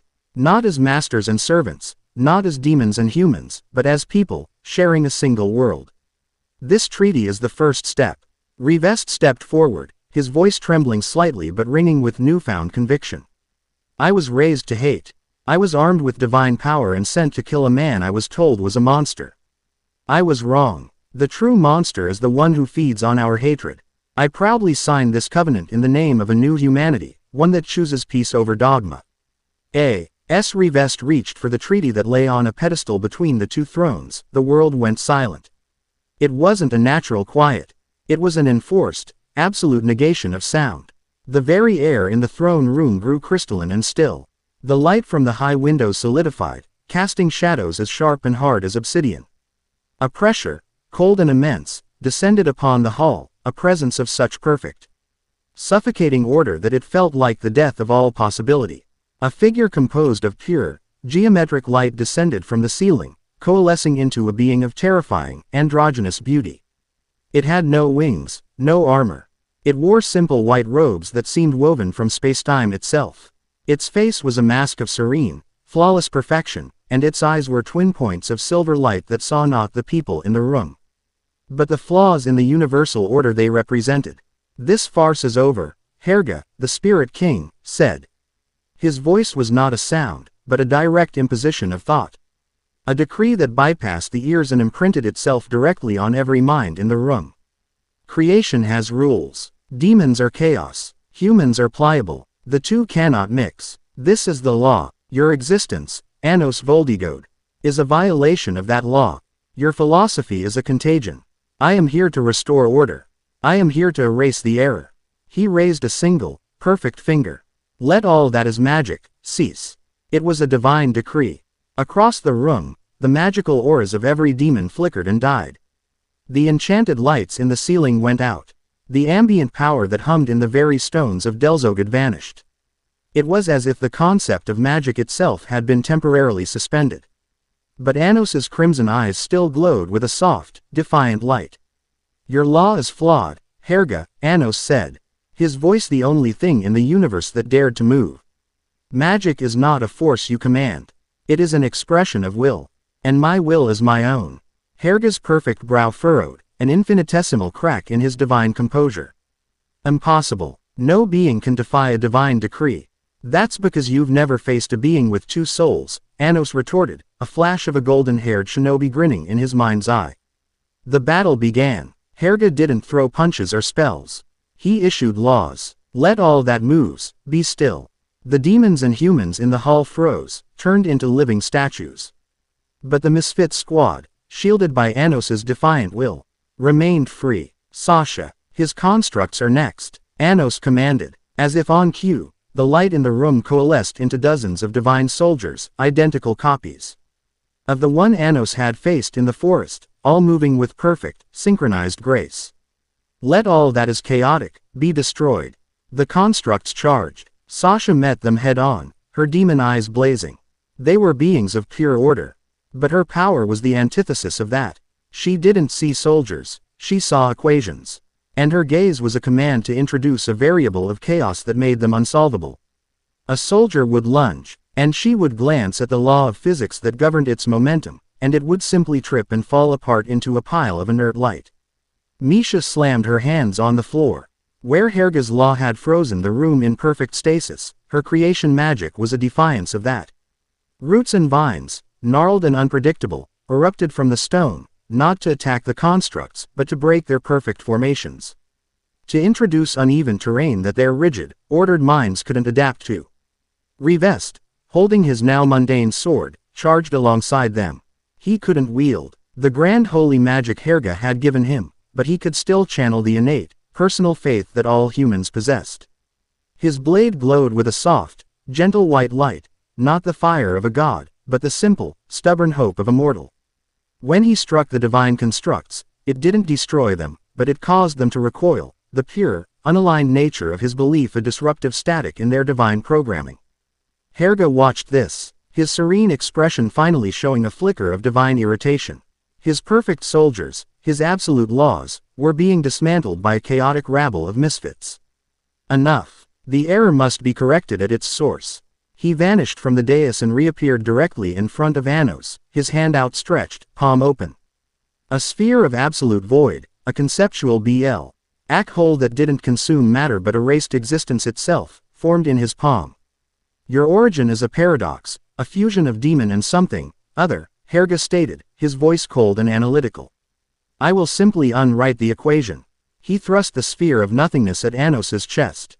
This was it, the final test. Anos didn't erect a barrier. He didn't dodge. He met the attack head-on. As the sphere of erasure touched him, he opened the floodgates. He let the source of destruction, the chaotic, untamed power he had kept leashed for so long, surge forth. But he didn't let it rage blindly. He merged it with the memory of his other self, with the raw, emotional, untamable energy of a nine-tailed fox, with the unwavering will of the boy who would never give up on his friends. Chaos met order. Destruction met erasure. The will of a king who loved his people met the will of a god who saw them as flawed variables. A silent, reality-bending explosion of power erupted from the point of contact. The throne room, the castle, the very sky above Dilhade seemed to warp and twist. Anos was locked in a battle of pure concept with the Spirit King. "You cannot win." Herga's thought boomed in his mind. "Your power is chaos. It is self-destructive. It will consume you before it ever touches me." "You're wrong." Anos roared back, his voice now a dual harmony of his own and the phantom roar of a tailed beast. "My power isn't just chaos. It's freedom. It's choice. It's the love I feel for the two girls fighting for me right now. It's the respect I have for the hero who found the strength to change his mind. Your world is perfect and sterile. Mine is flawed and alive. And it is so much stronger than yours." He pushed back. He took Herga's divine, orderly power of erasure and corrupted it, infecting it with the beautiful, messy, Chaotic concepts of emotion and free will. The perfect sphere of black nothingness began to flicker, warped by flashes of defiant crimson and vibrant gold. Anos seized the corrupted divine energy. He was not a god. He could not destroy another god. But he was a master of magic, of seals, of prisons. With a final, titanic effort of will, he took Herga's own power. Now twisted into a parody of itself, and wove it into a cage. You love order so much, Herga. Anos grunted, his muscles straining against the conceptual weight. Then you can be the sole inhabitant of your own perfect world. He slammed his hands together. The corrupted energy imploded, collapsing in on the Spirit King. It did not harm him. It enveloped him, creating a shimmering, geometric prison around him, a flawless, inescapable cage of his own power, now forced to eternally contain the very chaotic concepts Anos had infused it with. Herga, the Spirit King, was sealed, trapped, not defeated by a greater power, but rendered obsolete by a superior philosophy, forced to watch the flawed, chaotic world he so despised continue to exist, to grow, and to change, all without him. The pressure vanished. The light returned to normal. Sound rushed back into the room. The people in the hall, freed from their stasis, gasped, their minds reeling from the silent, reality-breaking war they had just witnessed. Anos stood before the shimmering, silent prison, breathing heavily, his body bleeding from a dozen minor wounds caused by the sheer strain. He was victorious. He turned, his gaze finding Sasha and Misha, who were rushing to his side. He looked at Rivest, who was staring at the sealed god with an expression of pure, unadulterated awe. He looked out at the stunned faces of the demons and humans in his throne room. He walked back to the dais, picked up the treaty, and held it up for all to see. The age of gods and tyrants is over, he declared, his voice raw but unwavering. The age of people has begun. Chapter 9 End. Chapter 10. The Maelstrom's Dawn. The aftermath of a god's defeat was not a thunderous celebration, but a profound and pervasive silence. The shimmering, geometric prison containing Herga became a permanent, and deeply unsettling, fixture in the center of the throne room. It radiated no power, made no sound, but its presence was a constant reminder of the war that had been fought and the impossible victory that had been won. The world held its breath, waiting to see what would come next. What came next was not a coronation, but work. Anos, true to his word, had no interest in the trappings of tyranny. His first act as the undisputed ruler of the demon realm was to formally dissolve the blood purity hierarchy. A royal was now no different from a hybrid in the eyes of the law. The declaration sent shockwaves through the aristocracy, but with their most powerful leaders either imprisoned or utterly cowed, there was no one to voice dissent. Power, Anos had proven, was not in a name, but in the will to enact change. He established a new council. It was not comprised of ancient, wizened nobles, but of his misfit squad. Sasha, with her sharp, strategic mind, was placed in charge of the newly integrated city guard, her first task being to create a joint training program with the loyal human soldiers who had remained with Rivest. Misha, whose Eat of magic and gentle spirit made her a natural builder, was tasked with overseeing the reconstruction of the parts of the city damaged in the coup and, more importantly, establishing the first ever magical exchange program with the human realm.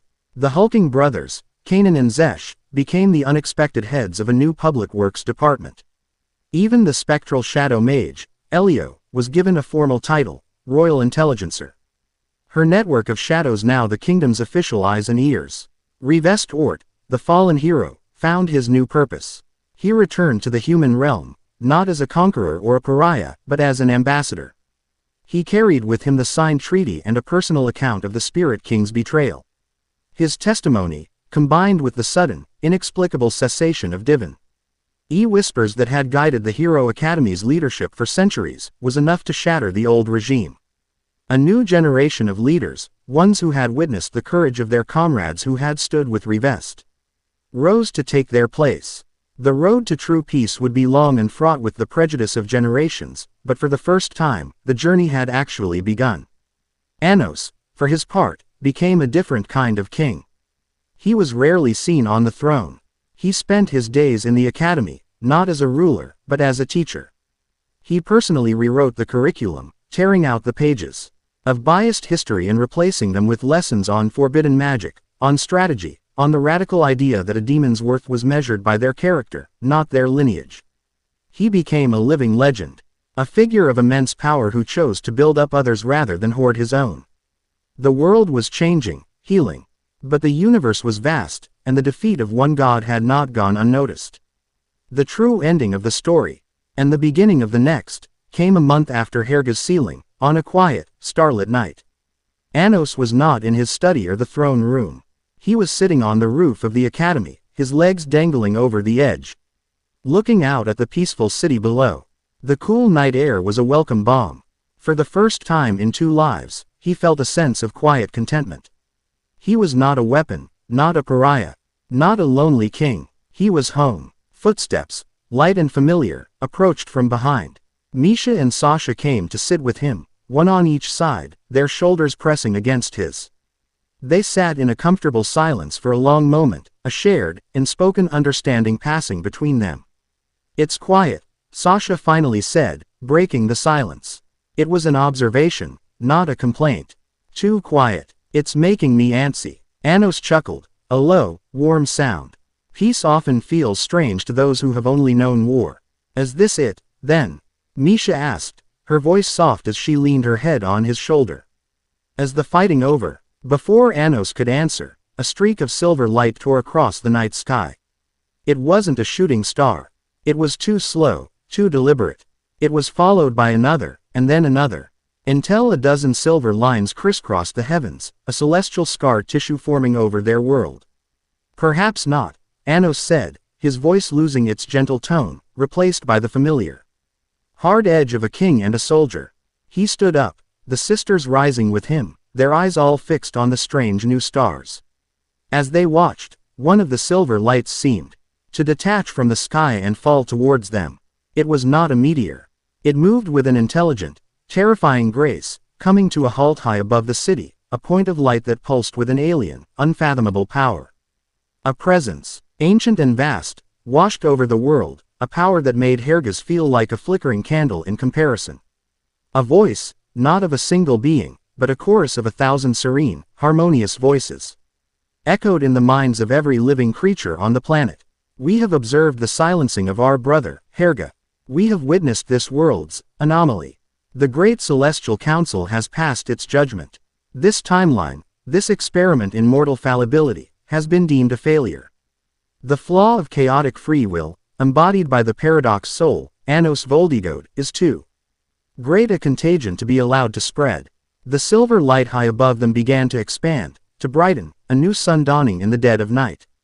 "Therefore, by the unanimous decree of the heavens, this world is sentenced to be reset. Wiped clean to the foundational code of creation. Do not be alarmed. Your struggles, your triumphs, your very existence will be as if it never was.